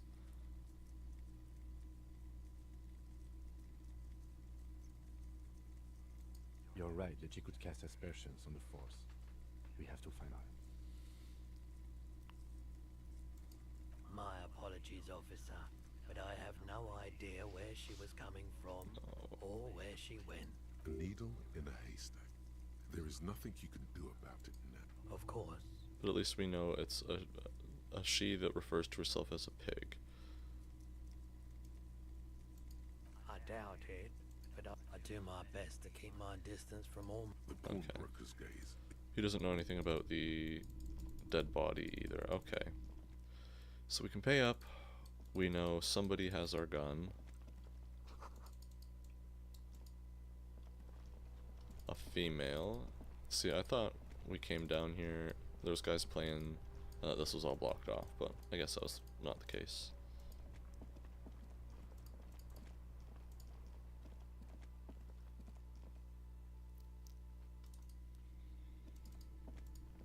Can I help you? Another thing. Great. What are you, a cook now? That's none of your business. But I'm really I hungry. want you to make it accept fine. Okay, the kitchen is closed until 1 p.m. because the cook is working. You can snoop around after that. Okay. If you must. Yes? Put that money I Yes. owe. I have your money. Well, Sorry for the trouble. great. Thank you, officer. That's all I wanted. Payment for services rendered. If you continue to stay here, I just ask that you please pay your nightly bill in advance starting tomorrow.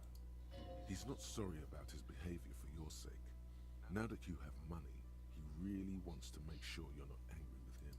The electronic lock to your room has been disabled till 9 p.m. tomorrow. Please pay for each night in advance. I'll take a room here too.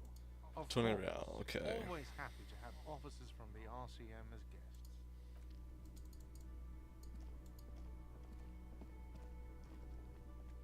Excellent.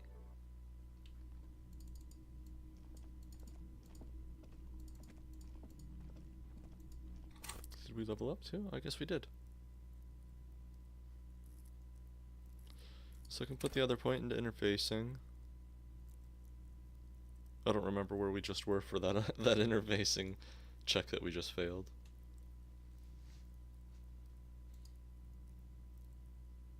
I'm gonna hold on to that for now, maybe. That's probably the right call.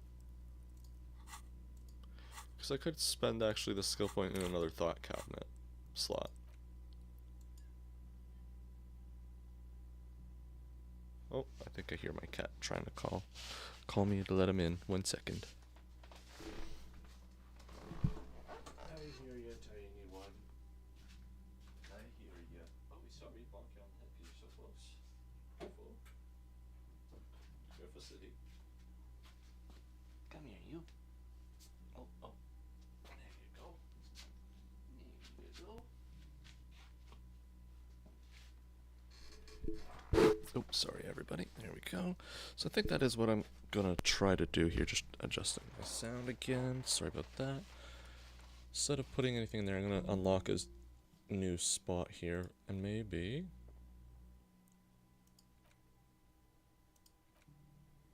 we should do the advanced race theory, because the other one was like a really high physical check. So our physical stats, as you can see, is quite low, so it's going to be difficult to get where we need to with that. So I think I'm going to start internalizing this one just for the sake of getting past that section.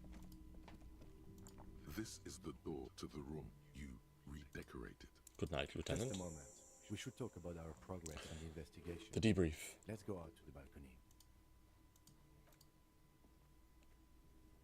Ooh, never seen this before. The air outside is brisk. The lieutenant is silent for a moment. He listens to the traffic hum. Then, Now then, we should talk about the investigation. But I also feel you're a bit hazy on the RCM. Our role here, our rights, our jurisdiction, basically.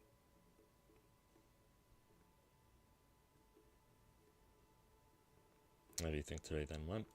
Well, we didn't even look at the body. Yeah, because I couldn't suppress my illness. It was too gross. And there's still much to do at the crime scene, too. It was too We didn't gross. search it thoroughly enough. he would have put all of this more harshly, but he doesn't want you to feel completely discouraged. Probably because he's afraid that you'll just give up and keep drinking. Don't worry, Kim. I'll be in much better shape tomorrow. I look forward to that. As for the interviews, we weren't able to find the union leader, Evrat, much less interview him. So that's on the to-do list for tomorrow. We tried to interview the Wild Band's rep, but she asked us to do something for her first. Fine, so be it. I have a feeling Joyce knows how dangerous the situation really is. We have to get her to talk to us. Above all, though, today was exhausting. What's with all the running? You run a lot. Is that a standard Precinct 41 practice? Training for the long distance run, I want to raise money for charity. Just how we roll in Precinct 41. I don't know why I do the things that I do, Lieutenant Kitsuragi. It's impressive, to say the least. For a man your age, especially. He nods thoughtfully, tapping his finger on his cigarettes. Those are some stylish shoes too, by the way. Those loafers. Must be hard to run into like you do. He smiles suddenly. I didn't know you smoked, Kim. I have a cigarette every night when I go over my notes. It's something of a ritual. Oh man, he looks so devastatingly cool with that cigarette. How'd you get so cool, Kim? You mean this? This isn't cool. It's an unnecessary trial of will and unhealthy. The light of his cigarette illuminates a fleeting smile. He flicks the ash. Keeping the habit within the parameters he's given himself takes a lot of focus. It would be easy to simply quit. Right then. Yes. It's been a long and eventful day. He pulls on the cigarette. So then what are our powers exactly, the RCM? They're quite limited, actually. The power officers of the Ravachol Citizens Militia exercise most frequently is imposing fines of up to 1,000 real for offenses, in accordance with an interdepartmental schedule. Wouldn't that be an easy power to abuse? Yes, although indirectly, as citizens can always request records from their local station. Officers of the RCM have been known to take bribes of less than the prescribed fine amount. It undermines trust in the RCM. And what else? We can arrest people, of course, but rather than bringing someone in directly, it's preferable to serve a station closely. It prevents confusion and overcrowding. And how can you be sure they'll show up? You can't. Those who don't show up become fugitives, though, and have fewer legal rights when they are eventually caught. It's about power projection. Thus far, they seem to mostly show up. When power calls you, you come. But power itself is a fragile trick of perception. I see. So what if someone then resists? As you may have gathered from the fact that we are expected to carry a record of our kills, like the one in the watermarks, we are permitted to use whatever force is necessary, and strongly admonished not to abuse that power. So then who makes all those rules? The coalition government, and the moral intern more broadly. The RCM was formed by the coalition government to restore order in the international zone after the revolution. So we did. Now we attempt to maintain that order. No more, no less. His gaze is absently fixed on a window below that just went dark. Or perhaps it is better to say we were allowed to form. It's a point of contention whether the citizens of Relachol or the coalition government formed the RCM. Silence. A great comment to such a conundrum. So what's the moral intern then? The Moralist International are the world's largest political organization. You know who they are. They have been running this place after the revolution failed. But if I didn't know, how would you describe them? Or I really don't know, that's how bad it is in there. Okay. They're a union of center-left and center-right parties across the real belt. Our coalition government is just one. Do you?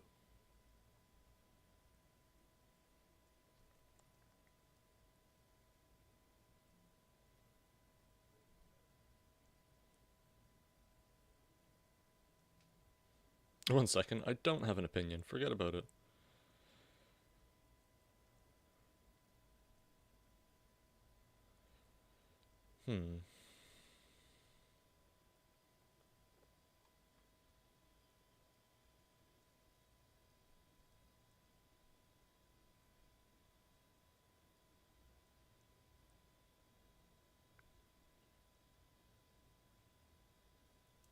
No. We are stooges of the world's biggest bourgeois organization, protecting the people of Relachol. That's the hand we were dealt. Without the MI, we would be common vigilantes.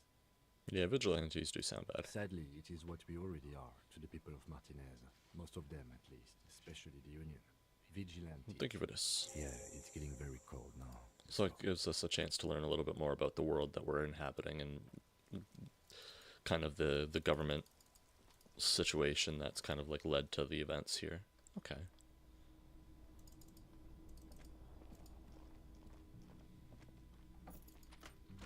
See you in the morning. The bed is cold. Crawling. Huzzah. The sheets feel at once coarse and clammy against your skin. The bed sags beneath your weight as you stretch out and finally close your eyes. And then sleep doesn't come. But I want to sleep. Obviously. Maybe it's the bed's fault. Check the blanket. It barely covers your toes, stretching over your soft belly. This is your body here, intimate and warm. Under your thrumming eyelids, you see a dizzying array of colors. You won't get off this carousel quite so easily. Check the pillow. Its synthetic filling has separated into hard lumps. The pillowcase smells oddly. Gross. Roll over. It's a little better. Colors, scenes, and half-formed phrases still litter your mind. No more thoughts. Your breathing steadies. A great silence washes over you until your eyelids twitch in your sleep. And images start forming. We're in the Pale? Is this the Pale?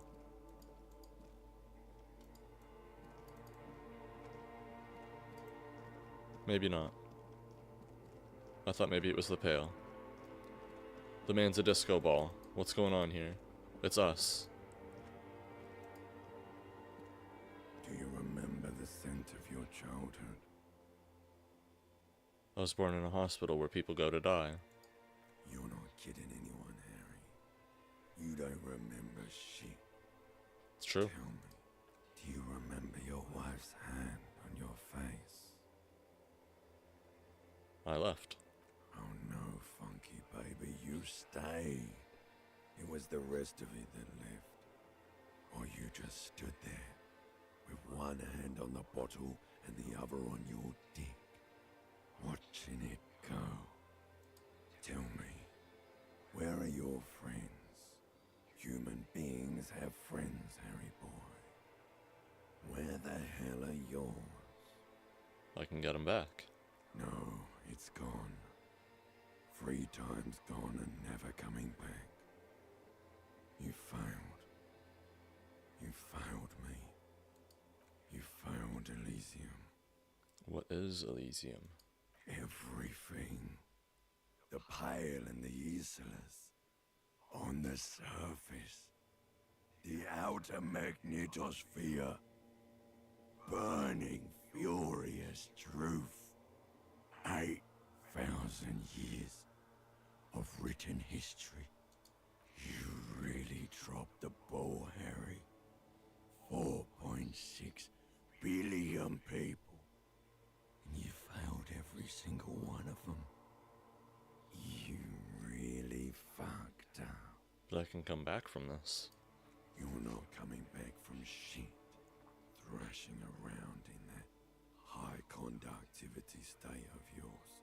Bumping into things and acting like a My clown. mind is tired and broken. Who are you kidding? Your mind is what now? I can't hear you. The rest is just a word dream.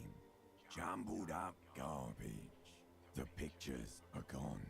The bed rises to meet you. A thin, sleep-like state. More glass than velvet grinding in your head. So something is wrong. Sleep shouldn't be this bad, this dry, this unnourishing. There's something wrong with your thoughts. Some kind of new What? type of hangover. No. Oh yes, party boy. And it's worse than the one before. Just think of the shit you saw. Here it comes too. So soon already. The silent alarm goes off in your head like clockwork. Barely let you sleep at all. Time to get those clothes on, Harry.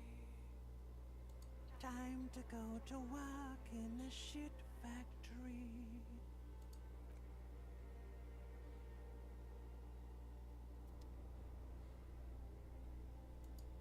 Ugh.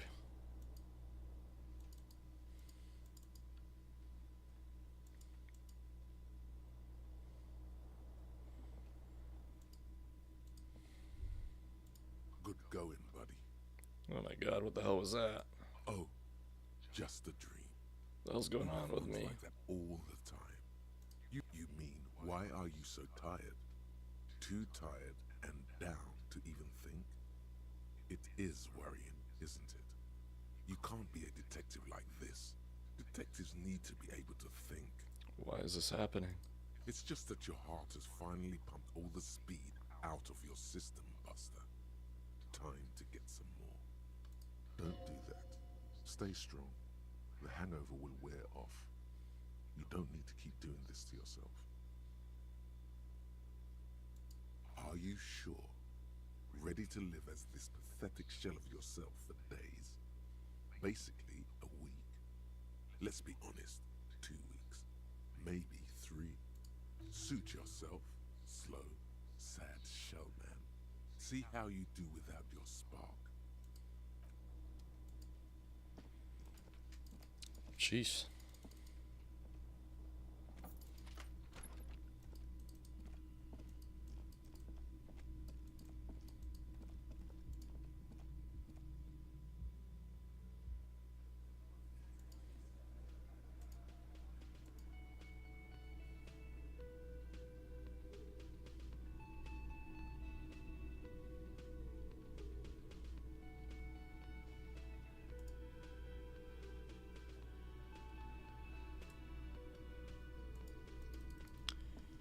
There's Kim. Good morning, Kim. Morning. Looks like we can get to work at once. The union must have turned up. They look rowdy. We should talk to them. Are these the ones that Gart was telling us about? I completely forgot. Sorry, I had a rough night's sleep. It's them by the looks of it. Loud and nasty, just like the manager said. One loose thread less to worry about. And one big problem to replace it. So what do you mean that they're rowdy as well? It's like breakfast time. How can you be rowdy over breakfast?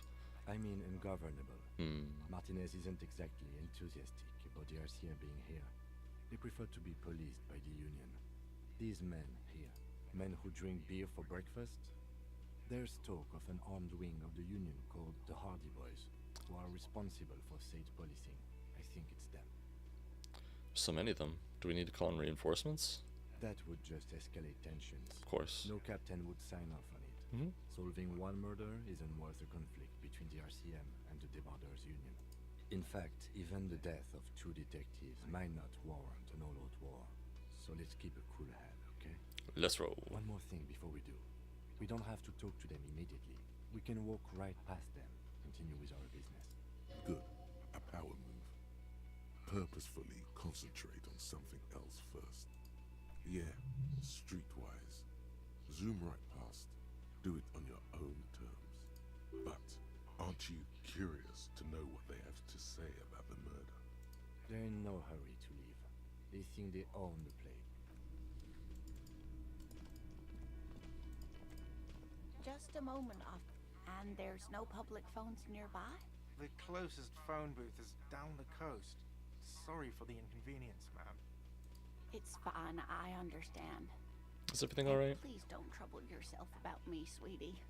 I was just hoping to make a call, but the Whirling's phone line isn't working. The union office probably has a phone, but I can't really get there, or... So what's wrong with the phone? The manager was vague about. Why would he be vague? Lieutenant Kitsuragi, may I ask what you needed to use the phone for, madame? To let the young woman who's house sitting for us know that we may be delayed. Morel, my husband, and I was also hoping she'd heard from Morel. Oh, forgive me for not introducing myself. My name is Lena. My husband and I are staying with our friend Gary just down the street, but I come here for tea when they're away. You hear that? Someone's missing. There could be foul play. That's right. We're going to take on that Skip the case. foreplay. Doing some good will alleviate the hangover. At least you're of use to someone. Has he gone missing before? That's just it. This isn't like him at all. He always plans his expeditions so carefully. Smart. Anytime you go out in the wilderness, you should always be telling people where you're going, how long you're planning to be going, when you expect to be back. Tell several people, in fact. You have more important things to worry about. She glances out the window towards the bay. More important than a missing expedition? I don't know. Expeditions often lead to something interesting. What's this expedition your husband was on? Just some field work, sweetie. Morel is a highly trained scientist. He and his assistant Gary are studying an extremely rare species of insect. But they should have returned by now. The water lock. That was broken. Could this be it? Oh my. What happened to the water lock? Some technical issue? Well, whatever the cause, I'm thankful. To both of you. You've spared me another sleepless night. You're welcome, ma'am. I hate to ask, but if your investigation takes you... Yeah, of course. This will surely lead to a cryptozoological mystery with that extremely rare insect. Yes, some left-field scientific research is exactly what you need right now. Funk up that vanilla murder investigation. And if you see him, let him know Lena is waiting for him here at the Whirling. Of course. He gets so tangled up in his work that he may not know the water lock's been repaired. And it's cold out there. If I see him, I'll let him know that you're here when I get there. If I get there. Oh, When I get there. Thank you, sweetie. That's all for now. Actually, really quickly, I did see. Hello, dear. Tell me more There about you this are insect. again. Yeah. Oh, sweetie, it's fascinating. But I should... The lieutenant gives you a sideways his glance. Ah, you're right, you're right. When you're right, you're right. When you're right, you're right.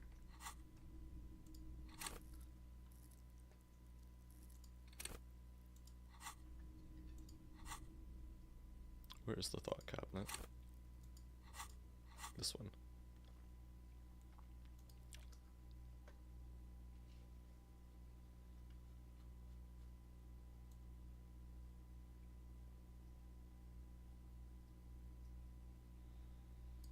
Takes 5 hours to do that one.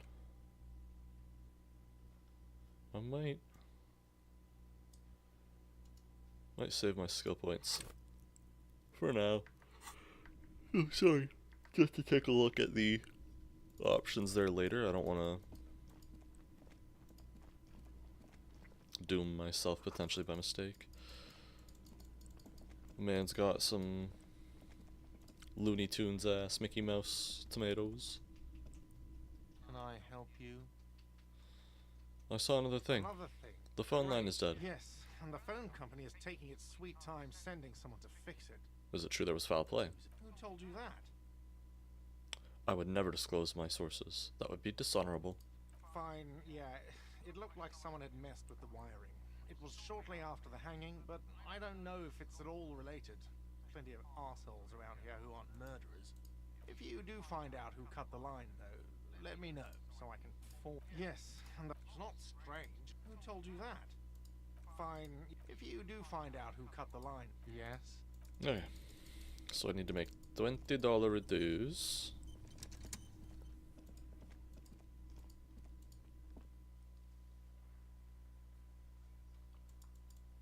Let's go see what else we can do on the new day.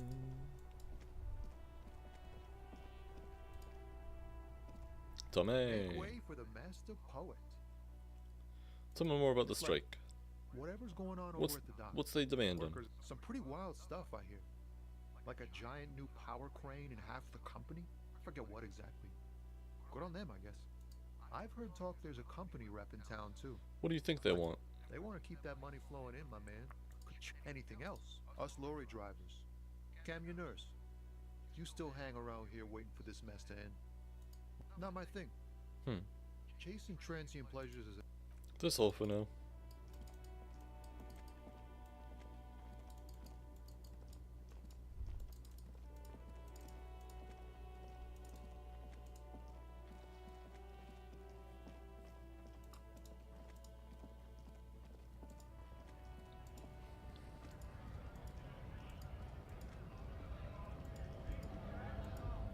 So everything else seems to be pretty much the same. So I have to wait for the advanced race theory to finish up. Let's see what else we might have. This man seems to have moved. It's just nothing to be. Oh, do any of the older gentlemen potentially have anything new to say?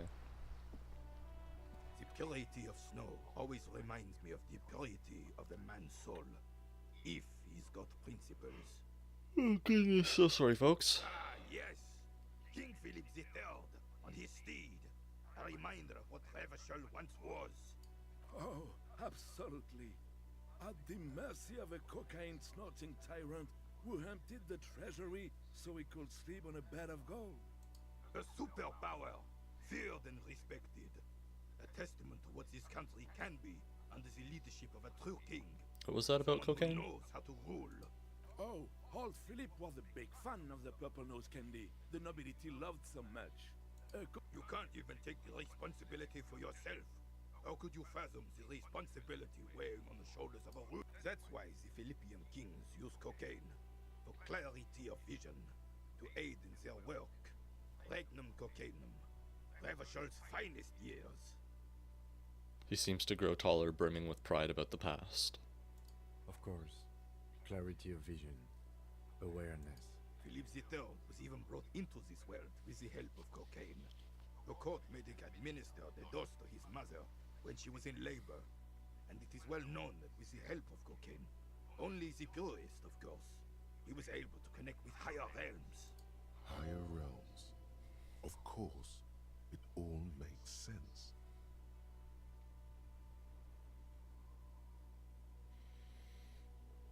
Yeah, heavy drug users shouldn't be operating machinery, much less ruling countries. From what I've seen of the officers of the RCM, but I don't want to get into a debate about drug policies decisively, without fear of offending the sensibilities of the frail and weak-minded among his subjects. This is something the insurgents never understood. Alessio is only a strong... Don't get started on that again. What? The Carabinier doesn't. No one and nothing. Right. So nothing from him. I have really... Yes. Honey, hello, No. officer. How am I... All the same stuff there. Oh.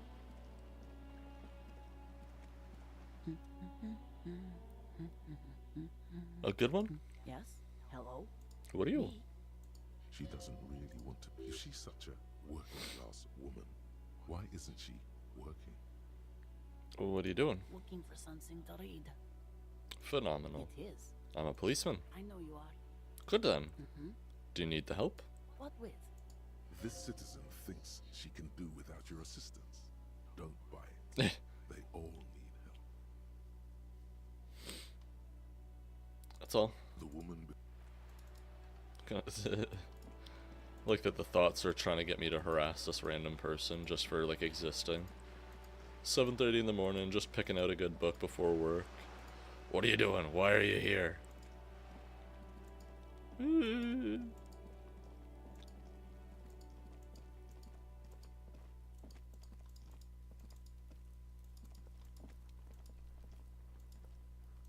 So yeah, like straight up, am I just kind of like at the mercy of waiting for advanced race theory? Because I think I've kind of done everything else that I can kind of do for now.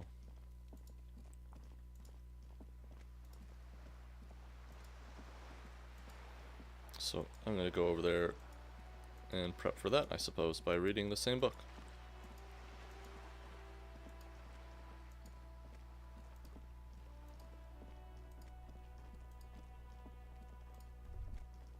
Oh.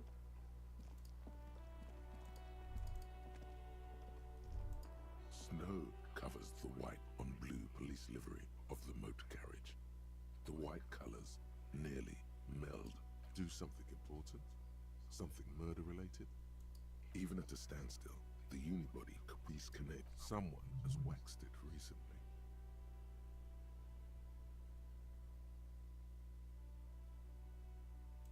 Mm-hmm. You want to take a closer look? Yes. An extraordinary machine. It's nice and all, but why so modest? It's a bit girly right now. Fit it with some proper off-road components. Anything else? What's it packing? 130. I reckon that's a 7-liter V12 there. You lost me there. The kinema is fast. Feels right. Okay. No XP for that. Alright, alright. Time waster, I see, I see. That's okay, it's okay. Up the stairs we go.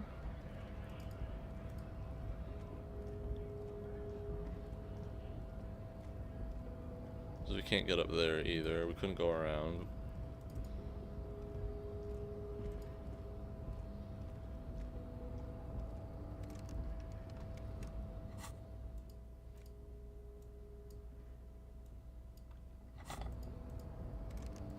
Yeah, I didn't think so.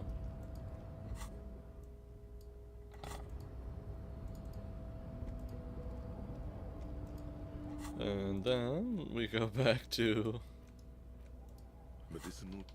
You've created a delicious tincture. Would you like to try again? Cool. There we go. Put the book away.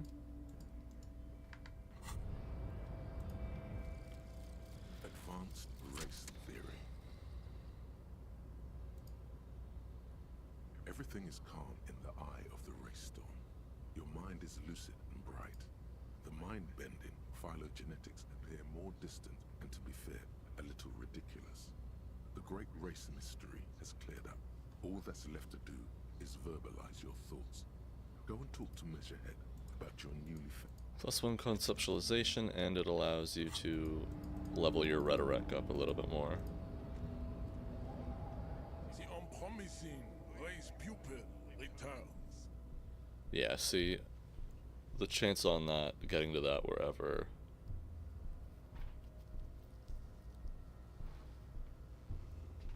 Excuse me. I'm gonna need to take a break and eat or something. I'm out of energy, it feels like. Goodness. Sorry. I don't know what the race... I think I know what that race enigma is. Oh my...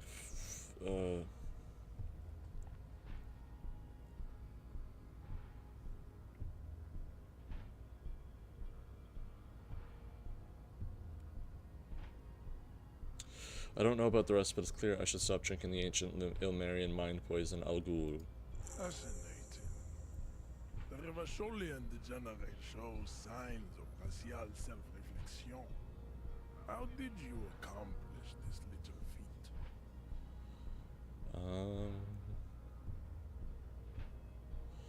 feat? Maybe...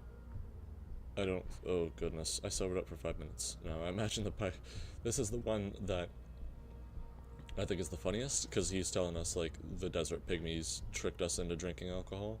So I think that's the one he'd like the most.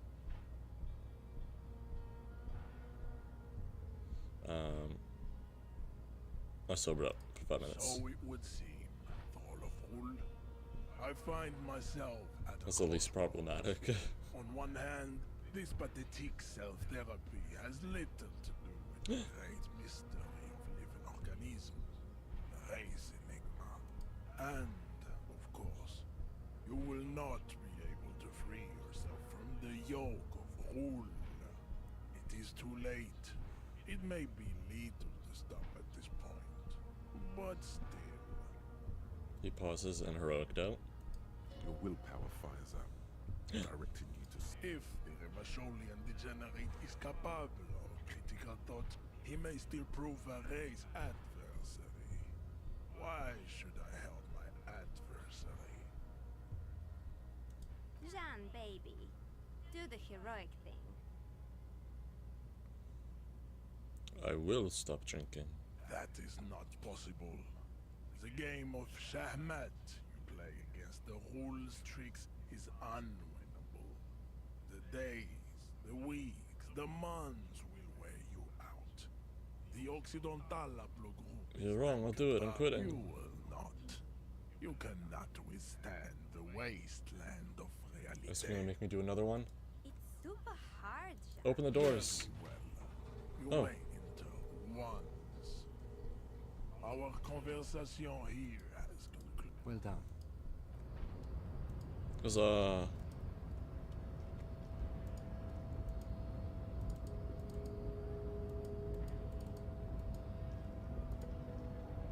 What was that thought cabinet thought?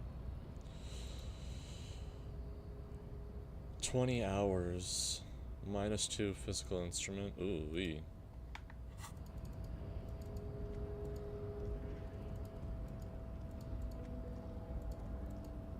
I'm certainly gonna have to take a look into that one.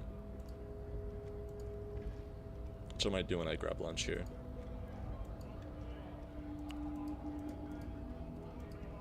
It said the door was open, so...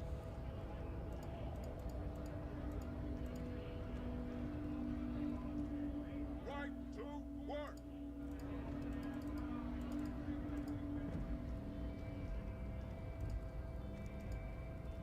There's no way this was the door I was talking about, right?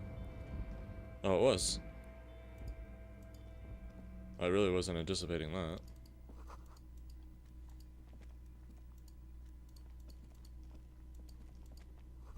Every worker equals a member of the board is written on top of the flyers. And at the bottom, the union logo, and demand democracy. A Dewey typewriter, model name and on the back. Standard office file cabinet drawers are locked. Someone left the coffee machine on. Dark liquid in the pot seems almost sentient. On second glance, someone has forgotten to properly close one of the drawers. It's unfortunate for the Union. Let's see what's inside. The drawer opens smoothly. Hundreds of documents containing logistical data. And the same materials being handed over. It's hard to make sense of this thicket of company names. Dave, look how blurry. Oh, come on. How unwieldy your own No. hermeneutics was almost within your grasp. But now, only vague letters float before your eyes. Less meaningful. You're a police officer, not... Is that what you're doing with those photos over there? No, of course not. Good. This is probably not relevant to our case anyway. Whatever's Fuck, come on, think. Concentration isn't enough. Only a trained accountant with a background in logistics would be able to... It appears to be a to-do list. Remember, Leo, Everard's shoes, special whirling borscht, water Everard's plants. All items on the list have... Everard Clare, probably. The head of the Debarders Union. Remember, Leo, Everard's... All items on the list. The drawer slides.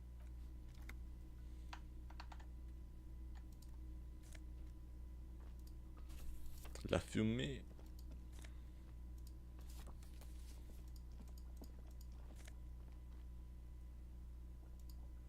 Some magnesium. Neat office shades. An imposing combination of a punch clock and a payphone is looking down at you from the wall. The machine swallows your coin and seems to be waiting for your next move. Sure. It's unclear whether you actually have muscle memory. Undoubtedly. Sure. Okay. Why not? That's okay. We can... So that's another one that we can interface with later.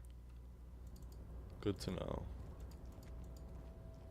Looks like someone left his tarpaulin cloak hanging on the railing here. This is your cloak.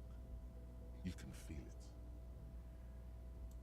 As your fingers touch the tarpaulin, it almost feels... I will shield you from the elements and give my life for yours.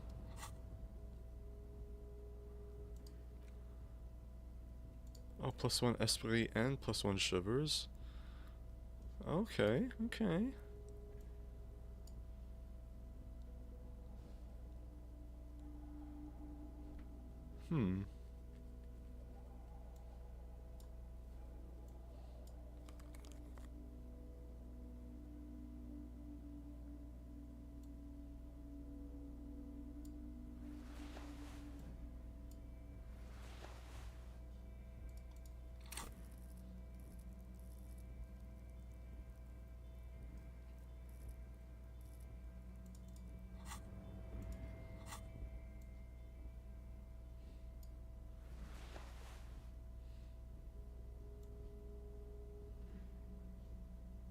Oh, so it's a replacement for the disco ass blazer. Okay.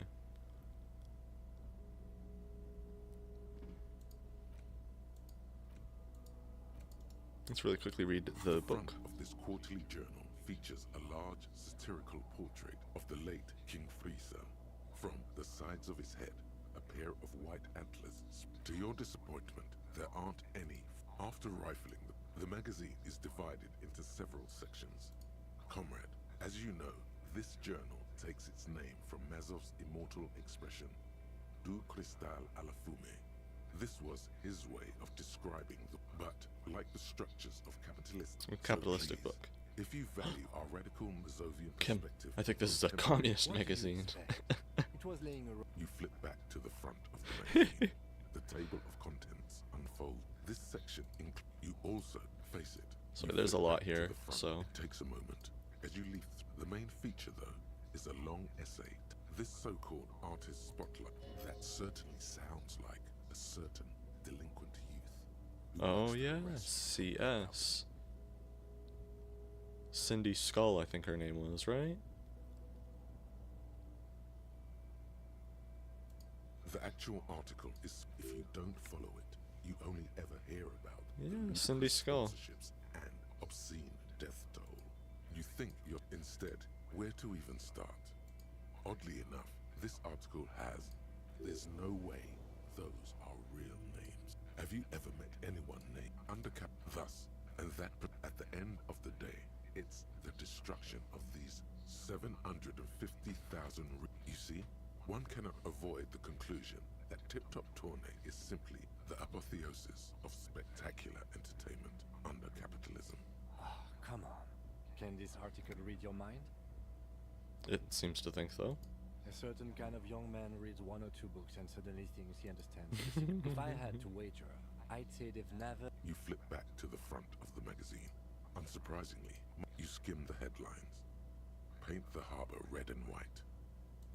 Finally, there's a brief article by the writer, G. Martin, accusing the owner of the Cape Side. The writer, G. Martin, remarks. You flip back to the...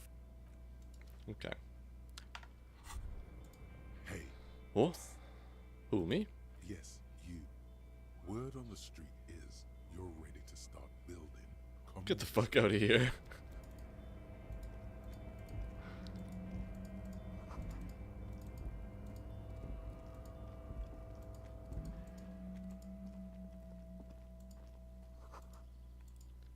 Three packs worth of cigarette butts, numerous empty bottles of Commodore Red and potent Pilsner. I have a feeling this is one of our hangouts.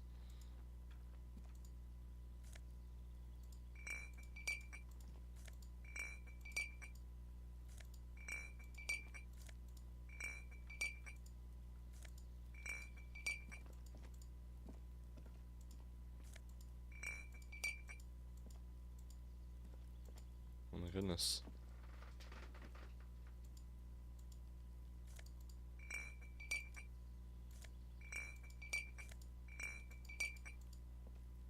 So much bottles.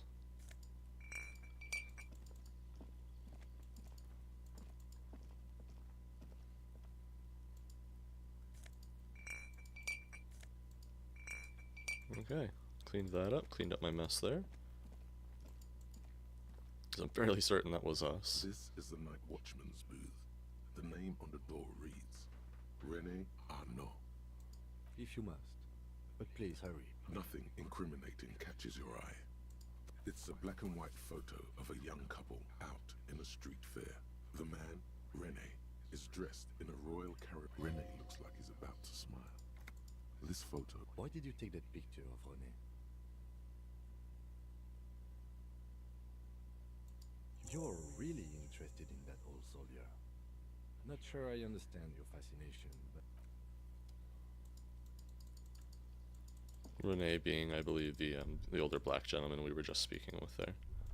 Snow is quietly covering the numerous wine bottles and cigarette butts on the ground.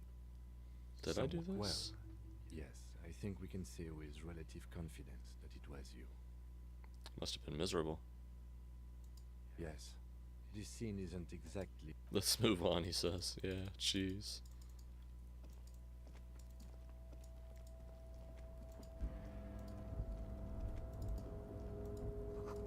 All around you, great machines in quiescence. White pine trees printed on the covering make it look like snow. A rusting control panel with several knobs. Marche Two arrêt. buttons. Marche. Press With a loud marche. grind. The crane Uh-oh. shifts overhead, moving a massive metal container through the air.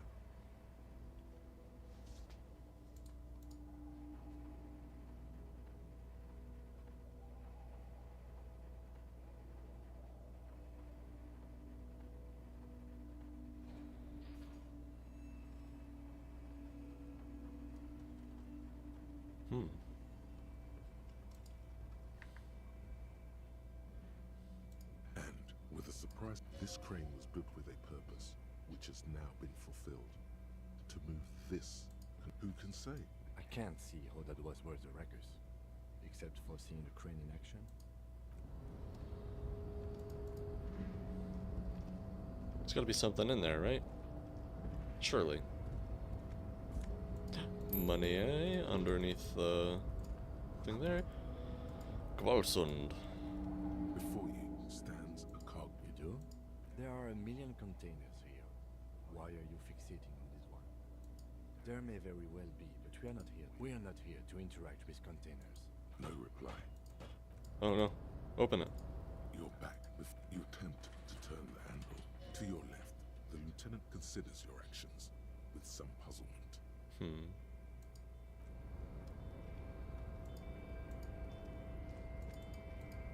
Interesting, interesting.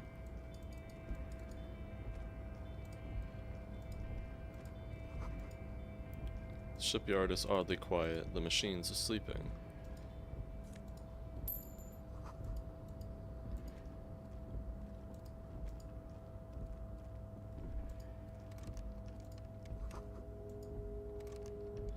The musk of oil and rust comes from the chasm in front of you. It smells like blood.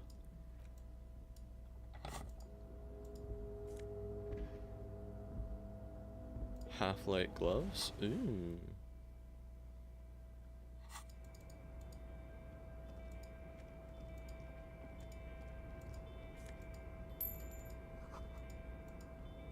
A thermos that smells like burnt coffee. Some more real. Oh, a worker. Can I talk to him? Hey, buddy! Container, container, I'll turn you nice and red. Container, container, put the logos on. The lyrics to this container song are being made up as he goes along. The accent is so thick, it's impossible not to notice he's Ubi, from the vanishing peninsula of Ubisunt on Muindi. Container, container, used to be Wild Pines. Container, container, now belongs to Everard. Hey. Everard, Everard, Everard, he looks after everyone. Huh? Well, The look in his deep blue eyes is as sincere. I see you are not a union man, mister. Did you get lost? You're not one of them scabs, are you? Nah, what is it with people in scabs? I don't personally mind. Folks is just folks, you know, and folks gotta eat. He doesn't seem to be waiting for us to answer. Just some of the other guys don't look too kindly on the scabbing kind, if you know what I mean, mister. Who wrote the note to make more banners? Oh, yes, yes. I leave all kinds of notes for myself. That old head of mine ain't so good at So keeping is him. things in no more. I almost forgot about the borscht. Oh, yes. I've been taking special whirling borscht to the men every day since the strike started. It's very, very good. Makes a man feel so warm and happy. I feel like I could take on Mr. Renadan's boar dogs every time the lunch is done. Yes, yes. I'm taking it to them. The borscht keeps them happy and in fighting spirits. Makes you all... Oh, sure, mister. We'll take the task. You do that. Yes, sir. And what's in the container over there? Oh, that one. That should be empty as far as I know. Look. Told you. I don't believe him. I'm looking for Everett. Oh, you want Mr. Everett then? He's an awfully nice fellow, he is. Guys like Mr. Everett and Mr. Edgar, his brother, are real good guys. Made merchandise what it is today. Mr. Everett and Mr. Patience. Deep down you have the mental power to keep listening. Not many would, but you do. Had an arithmetics teacher, Miss Bellows. All the boys liked her, if you know what I mean, mister. We used to sneak in her yard in the dark and peek through the window. One time we saw Miss Bellows with a fellow. Yes, we did. Yes, we did. Them was naked too. Thank you. Almost forgot. Mr. Everett is in that container over there. Got distracted telling the story, but he's in there. Alright, Bye now. we're off. Cheers. Thanks, Leo.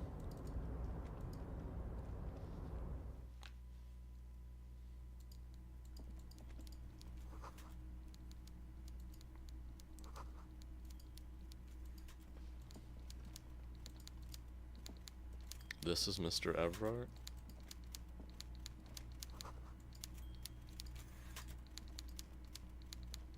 Before you is a walrus of a man seated behind a large desk. He looks up from his work, not the least bit surprised to see you. With great effort, he straightens himself up. A typical power play. Wait for him to speak first. Show him you've got a backbone. The one good eye of this man. We look him right in fills the you eye. up without even flickering. The other, his lazy eye, is constantly moving like a goldfish in a tank. Grotesquely magnified by his +6 glasses. For a moment, you don't know where to look. It is unbearably humid in the trailer. Beads of sweat slide down the man's forehead At first, nothing happens. His face wears a wide, like a general over his maps. He plots his moves. Judging by the way he's licking his chops, it's going to be a good one. So... He begins to speak, albeit very slowly, purposefully, leaving a pause after his opener. Mr. Dubois, Mr. Kitsuragi, how nice that you found a moment to pay a visit to the Debardairs Union. I'm Everard Clare, head of this little operation here. Please, have a seat. The folding chair looks like a torture. You go ahead, detective. Whatever he has in store for you, forget about that. What's with this Dubois stuff? You're getting some seriously bad vibes. I'd rather stand. Please, Mr. Dubois. He's trying to throw you off your game with this Dubois nonsense. Don't give him the pleasure. Excellent, Mr. Dubois. I can see that you're a reasonable man, and reasonable men can be of great use to one another. So tell me, how can the head of the Debardairs Union help a representative of the Revachol Citizens Militia today? The chair you're sitting on has got to be the most uncomfortable chair in the world. It's violating your backside. Oh, by the way, I heard you got a rather rude reception from a certain Lawrence Gart. This should take care of that nonsense. Novelty check. It should be sufficient to cover your expenses for a few days and patch over your differences with the cafeteria manager. Go ahead. No. Hey, that's 25 real. That's good money. Think of all the stuff you could. You know Gart. Yes, I know Lawrence. He's a real character. With a grin, he points to the checker game. It's like you're on a game show. At least don't thank him for it. I'm okay. Okay. I respect... Now, I'd like to set your mind at ease about one other matter. Your lost gun. Let me assure... His slug-like... He's got it, of course. But all you hear is an echo. The world is swallowed by a black hole of fear. Only two words escape its gravitational pull. Lost and gun. I would appreciate any help you could provide.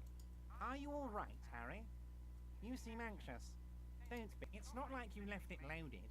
You didn't lose a loaded gun. Local children aren't out there playing with it right now, pointing it into their own mouths. It's in a safe place. I just know it.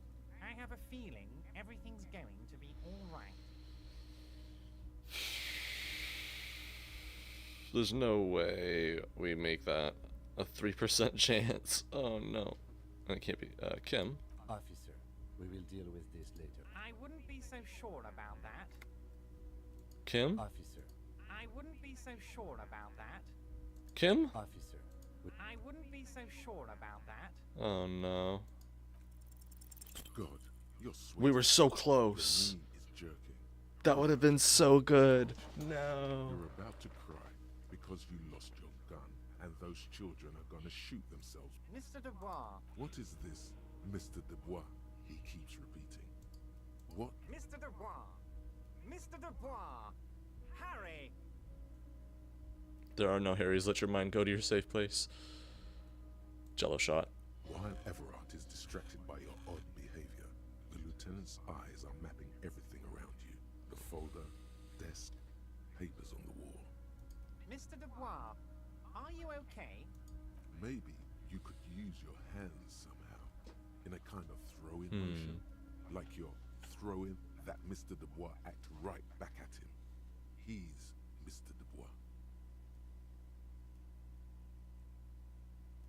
This chair's uncomfortable. Can you get me a glass of water?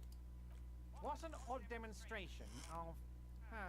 you got me, Harry. I don't even... Okay, enough. We are here to ask you some questions. Quick, here's your window.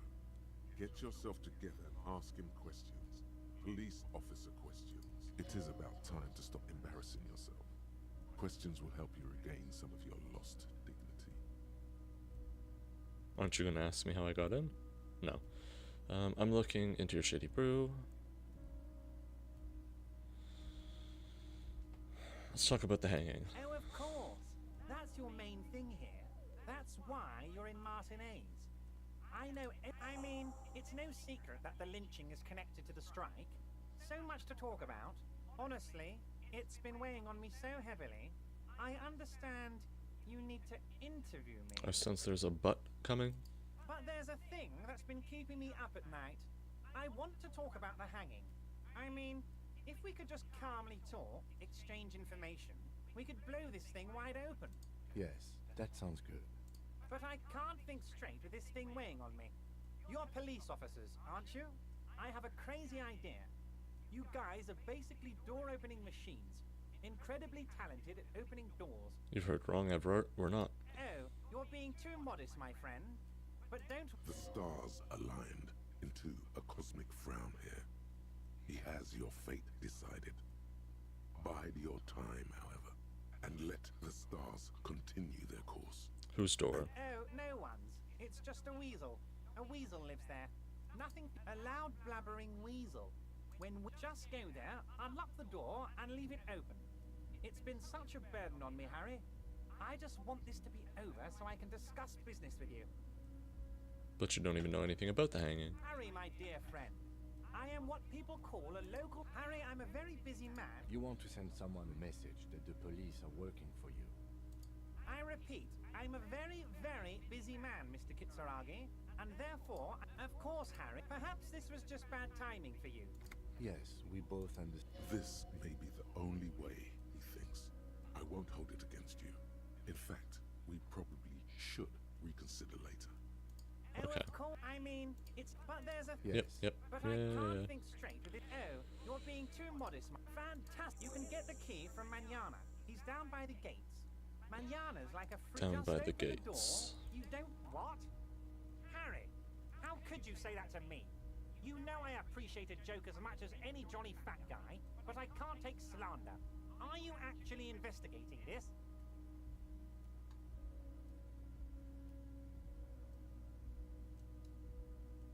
I am. You've hurt me, Harry. Me. I trust you, like I trust all my friends. And I know you'll never talk to me about it. Thank you for your understanding. You too, Lieutenant. None taken. Do we have anything else to do here, Harry? Aren't you gonna ask how I got on? Honestly, I didn't want to bring it up, Harry. I heard you have become Measurehead's race pupil. Basically like that in my head all the time. No, it's just I needed to get in. Harry, of course. You're not. No one's gonna know what you did with race there, Harry. Your race bonanza is safe with me. Word of how racy it got will never leave Martinez. Anyway, I assure you, I am a... Oh, that's very... One thing I want to make very clear. Yes, we're all trying... Whoa, that's so nice of him. Suspiciously nice. If she actually wants to see me, she will... He doesn't want to see her. It's as simple as that. Of course, I have no... Tell her about... It is rather interesting to tell people things about each other, isn't it? It was nice telling him about her right now.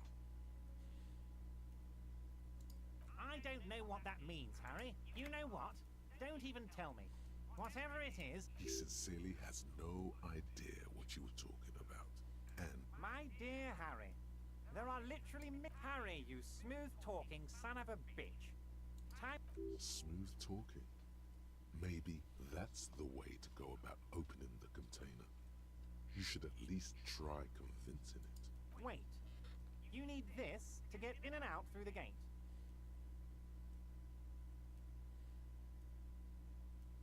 Here. You're one of us now. A real red and... Gross. We're not a union, man. You nasty bitch.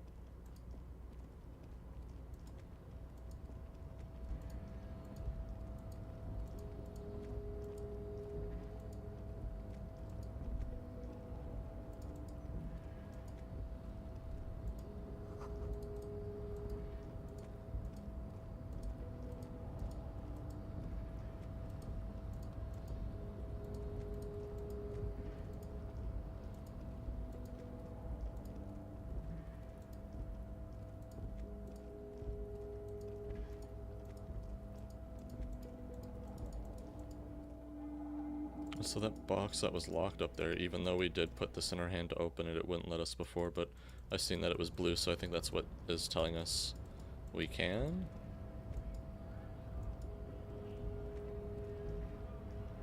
So I just really quickly want to go check that out before we pause, because I'm famished, I'm hungry, I need to go get something to eat. But it has been an eventful episode where we have met Mr. Everard. We've kind of started our investigation into the Deboudoirs. I think that's what they call themselves, the Deboudoirs Union.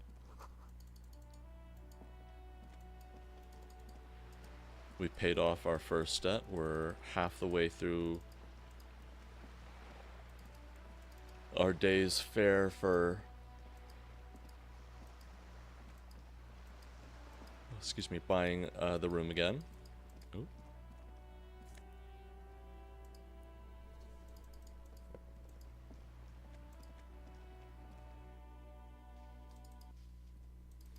First, I want to go see if we can confront her with the book and see what she says there, Cindy Skull.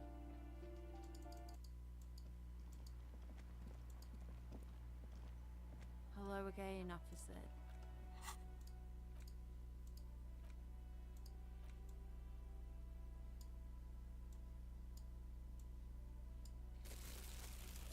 Oh, because it's not a tool that won't. Okay, that's annoying. So nothing, it was just a bit of information there, alright. And then go out through the other door here to quickly unlock that other box. And then we'll save. This one. Just had some Realin. Okay. So that jacket actually had some suggestion and less half-light, but we could put the gloves on if we wanted to. Those are the wrong ones. It's these ones. And that would get rid of that negative, so that would just be a +1 suggestion coat. But we don't really need to worry about that. I still want higher interfacing. Interfacing seems like something that we're constantly doing. So.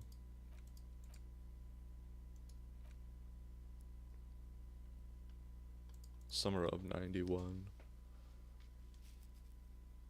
So that would have been 1891. Because we're in 51 right now. So that would have been 60 years ago. That guy's like 90 years old. Goodness. Okay, maybe that's the last thing we'll do actually, so we'll go show him the photo first.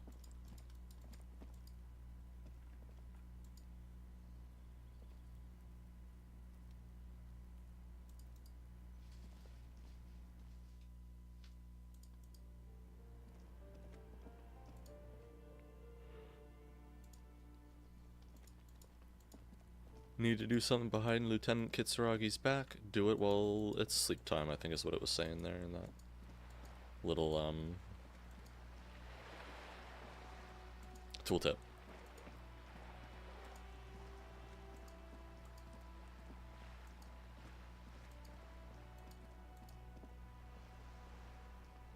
Vigilance officer, what can this old carabinier do for you? I found your guard booth. Yes, the Deboudoirs Union pays me to stand vigil during the nights. I'm an old man.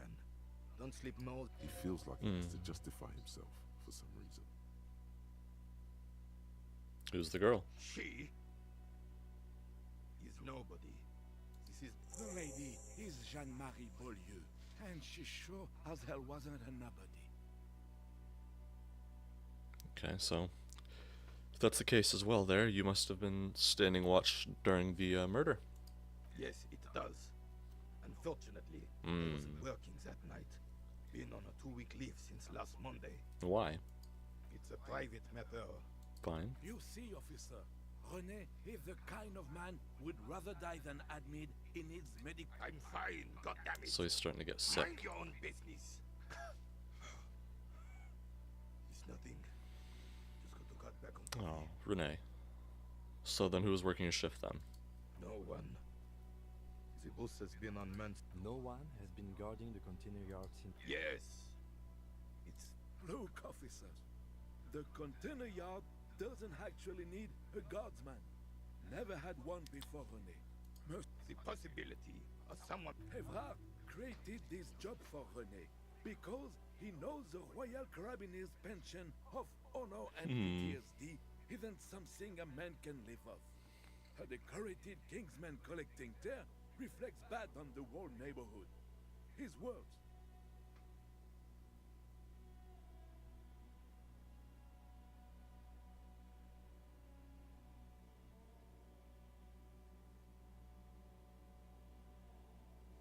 It's my side thing too. Oh, I didn't mean to imply there's something wrong with that. I do it too. Everyone does it. Yes, yes, yes. He's not going to become an entrepreneur. Okay. Yes, yes.